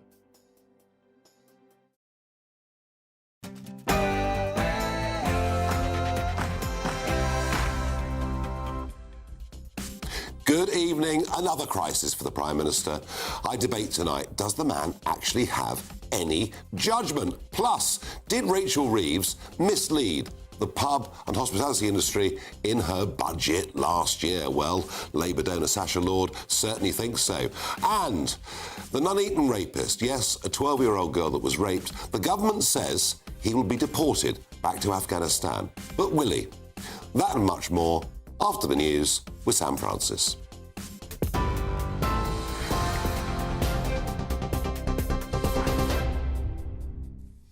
Nigel, thank you, and good evening to you. Just after 7 o'clock, well, the top story tonight. Police say the 13-year-old arrested over the double stabbing at Kingsbury High School is a former pupil and that the attack is not being treated as terrorism. The Metropolitan Police Force say the British national entered a first-floor classroom at the Brent School at lunchtime on Tuesday, sprayed a substance at a pupil before stabbing another 13-year-old boy. As the suspect then fled, he stabbed a 12-year-old in the corridor before running from the building. He was arrested just before 5 o'clock the same evening after a member of the public raised concerns about his behaviour at a nearby mosque. Counter-terror officers are leading the investigation, but they say there is no evidence of any link to the mosque and that investigators are now leaning towards a personal grievance rather than extremist ideology. Well, almost 24 hours on from the first reports of an active shooter in Canada in the west of the country, 9 people are confirmed dead and at least 25 injured in attacks at both a school and a nearby home in British Columbia. Tumbler Ridge Secondary School, around 415 miles or so north of Vancouver, is where 6 of the victims were found dead. A 7th died on their way to hospital and 2 more were discovered at a nearby home. Police believe the shootings are linked. The suspect was also found dead at the school with what officers describe as a self-inflicted injury. Authorities say they know that the attacker's identity has been confirmed, but they have not yet released a name. Well, we are waiting to hear from the Canadian Prime Minister Mark Carney speaking in just a few short moments' time. We'll keep across those details for you and bring you the very latest. But here's what he had to say slightly earlier today. Parents, grandparents, sisters, brothers in Tumbler Ridge will wake up without someone they love. The nation mourns with you. Canada stands by you. Also breaking tonight, Thames Valley Police has confirmed it has held discussions with specialist lawyers at the Crown Prosecution Service over allegations Andrew Mountbatten Windsor shared confidential government reports with the late sex offender Jeffrey Epstein. The force says it is carrying out an ongoing assessment into potential misconduct in public office and is examining material contained within the so-called Epstein files released by the US Justice Department. No decision has been made so far on whether a full criminal investigation will be launched, but police say they are making progress as quickly as possible. And Sir Keir Starmer has been branded today the most gullible former director of public prosecutions in history. That's after admitting his former aide did not give a full account before being handed a seat in the House of Lords. At Prime Minister's questions this afternoon, the Conservative leader Kemi Badenoch pressed the PM on why Matthew Doyle was given what she called a job for life. That's despite campaigning for Sean Morton after he had been charged with indecent images offences. He cannot explain why he gave this man a peerage, and I think they should be wondering why they're still cheering for him after that. And the Prime Minister, sometimes likes to claim, as he just did, that he cares about violence against women. The truth is, he only cares about the victims when he's trying to save his own skin.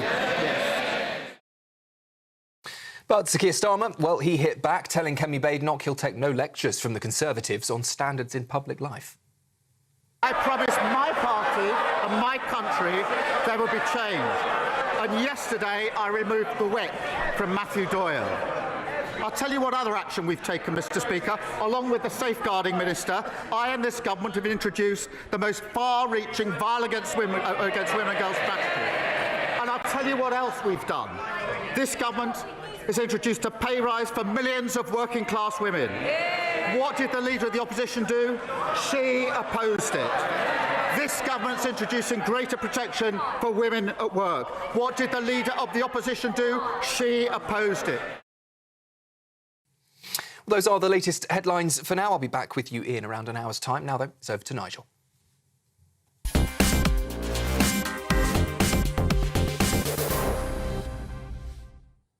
It's another muddle for the Prime Minister, and another debate is opened up about his judgment. What's it all about? It's about a guy called Matt Doyle who acted as one of his spin doctors. And he went out and campaigned for a guy called Sean Morton in 2017 for a local council election, and this guy had already been charged with child sex offences. Now, the story broke about this, front page, Sunday Times, at the end of December. We can see the picture here. PM, new aid campaign for paedophile, but made him appear. And it all makes you ask, how on earth can this happen? Surely it's the same with the Mandelson case. He must have been privy to this information and yet ennobled him. Well, Starmer did hit back on it, but see whether you believe him. Mr. Speaker, Matthew Doyle did not give a full account of his actions. And on Monday, I promised my party and my country there would be change. And yesterday I removed the whip from Matthew Doyle. I'll tell you what other action we've taken, Mr. Speaker. Along with the Safeguarding Minister, I and this government have introduced the most far-reaching violence against women and girls strategy. Did not give a full account? Well, it looked pretty clear to me what the account was. So the Prime Minister knew this guy had gone out and campaigned for somebody who'd already been charged with paedophile offences, although not at that moment sentenced, and still put him in the House of Lords. And I just ask the question, does this Prime Minister have poor judgment? Because I really think he does. I can't work out why. After all, this guy was the boss of the Director of Public Prosecutions, supposed to be, I thought, a forensic lawyer. I just can't get my head around it. Give me your thoughts on it, please. Tweet hashtag Farage on GB News or email farage@gbnews.com. Now, let me introduce my panel. My first panellist tonight used to be known as John Redwood. In fact, he'd been known as John Redwood for a very, very long time, but no longer. Let's have a look at him in action yesterday.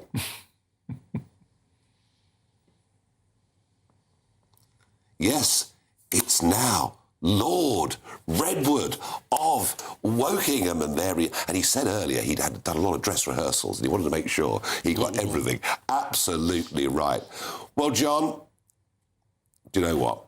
You might be Lord Redwood, but here on GB News, we're going to carry on calling you John, if that's all right. That is exactly what I want. It's a great privilege to be back in the Parliament, but I'm doing it because I want to make a contribution to the public debate. It all looks very grand. It is very grand in the architecture, yes. But, the people mustn't be very grand. We've got to work hard for the public and try and extend the public debate, accepting, of course, that the House of Commons is a place where and the conversations are very good. And John McTernan, of course, joins us regular on this show. Yeah.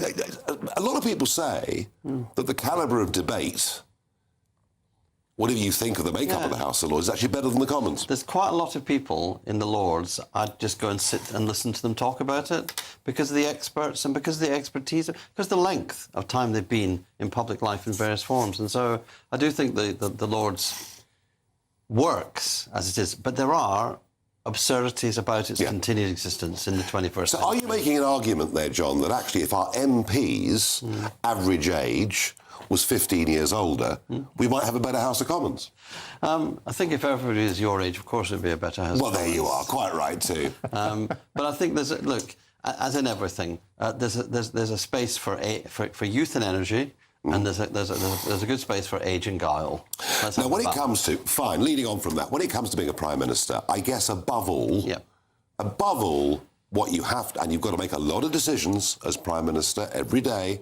Above all, what you need is good judgment. And I repeat the point I made a moment ago. This guy reached the top as the boss of a Director of Public Prosecutions. So you would have thought detail would have been the thing he was good at. How are these incredible misjudgments happening? These, I think, they fall on the Prime Minister. He's the principal person involved. They're huge failures in what they call vetting, and they're using vetting with a lowercase v. This isn't vetting. It's maybe checking, or maybe if you ask Peter Mandelson or if you ask Matthew Doyle, you shouldn't be asking them for their version of what they want to say. We shouldn't need to. You should have piles of papers. The House of Lords has an appointments committee. That's meant to function in a certain way. And this thing has been suspicious ever since.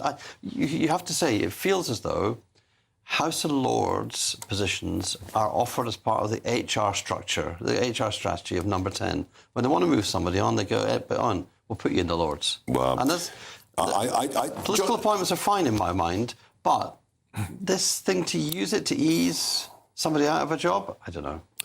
John, as I say, this guy, big reputation for being forensic, a detail man. Not the most exciting person on earth, but we thought that would be the great... He would know about evidence, and he would want to see the facts first. So how is So with Mandelson, they do the vetting after they've announced that he's going to be in position as ambassador.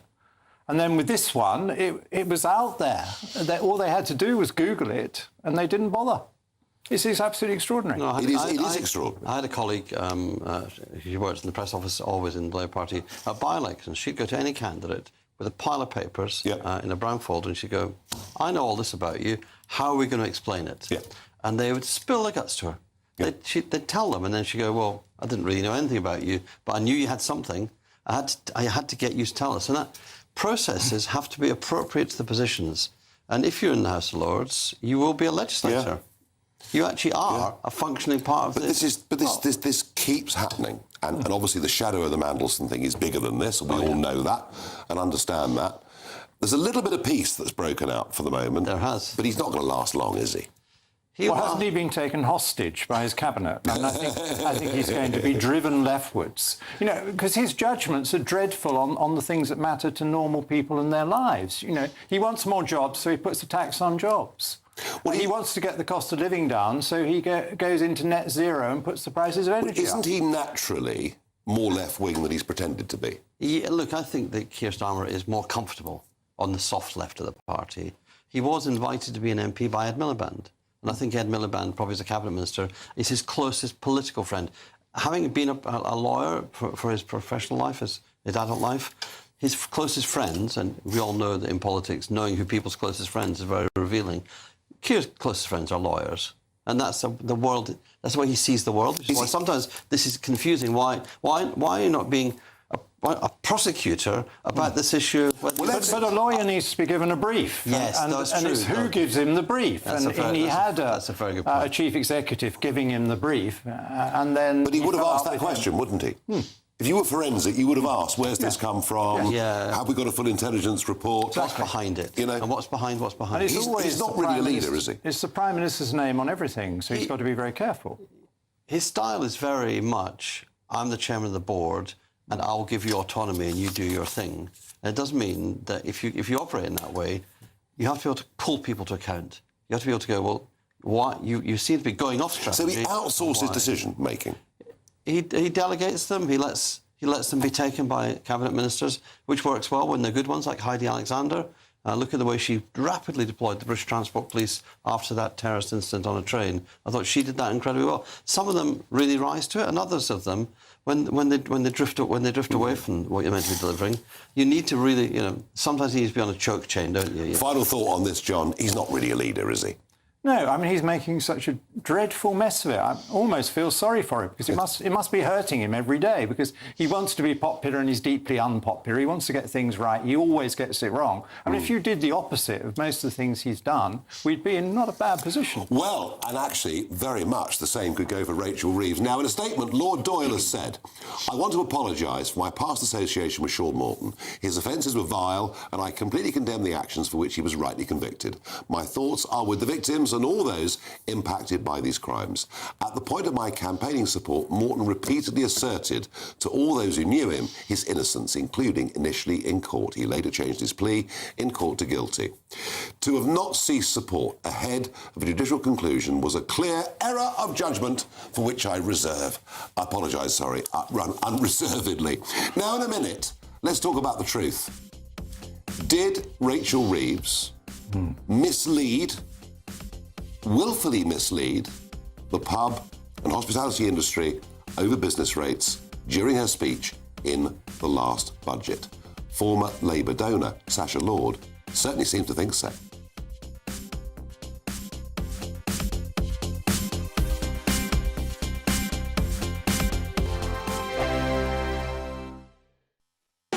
You want to know what's really going on in the corridors of power? Labour don't know what to do with you half the time, and that makes you quite lethal in the chamber. Get behind the headlines with Chopper's Political Podcast. Join me, Christopher Hope, as I sit down with the great and the good of British politics. We'll see where this ruling takes us. These are the stories shaping our nation. Chopper's Political Podcast, available now on all platforms. Listen in and stay ahead. At GB News, we love to hear from you, our loyal community. So drop us a line at gbnews.com/yoursay. There you can talk to each other and also to the presenters live on air. gbnews.com/yoursay, because GB News is your channel, Britain's news channel. Mornings don't have to be tiresome, especially if you have the right company. Wake up to news as it happens, opinion and debate, and of course, a little bit of entertainment too. Because when the kettle's on, we're on. That's Breakfast on GB News, a show worth waking up for. Every morning from 6 a.m. Only on the People's Channel, Britain's news channel.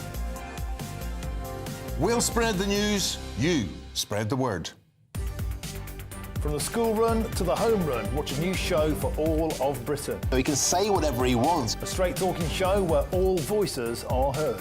And, when are we going to stop talking about smashing the gangs and actually do it? With the stories that matter from every part of our country. There's a bit of a crash landing there for your Chancellor. Bold, fearless and standing up for you. That's me, Martin Daubney, 3 p.m. till 6 p.m, weekdays, here only on GB News. The People's Channel, Britain's news channel. Hi, I'm Michelle Dewberry, and my show is your opportunity to cut through all the noise and dive in headfirst to some robust debates. Ideas clash. Situation, isn't it? Because the failure is... You're deliberately avoiding my point. Nothing's held back. And if you think this is the end of it, wait for more. And we do not shy away from the difficult stuff. Sometimes I want to shake people and say, if only you understood. So join me on Jubes & Co. weeknights at 6 p.m, only on GB News, Britain's news channel. 5 hosts, 5 opinions, 5 fearless debates, 5 unfiltered takes on the day's news. 5 reasons not to be anywhere else on Saturday night.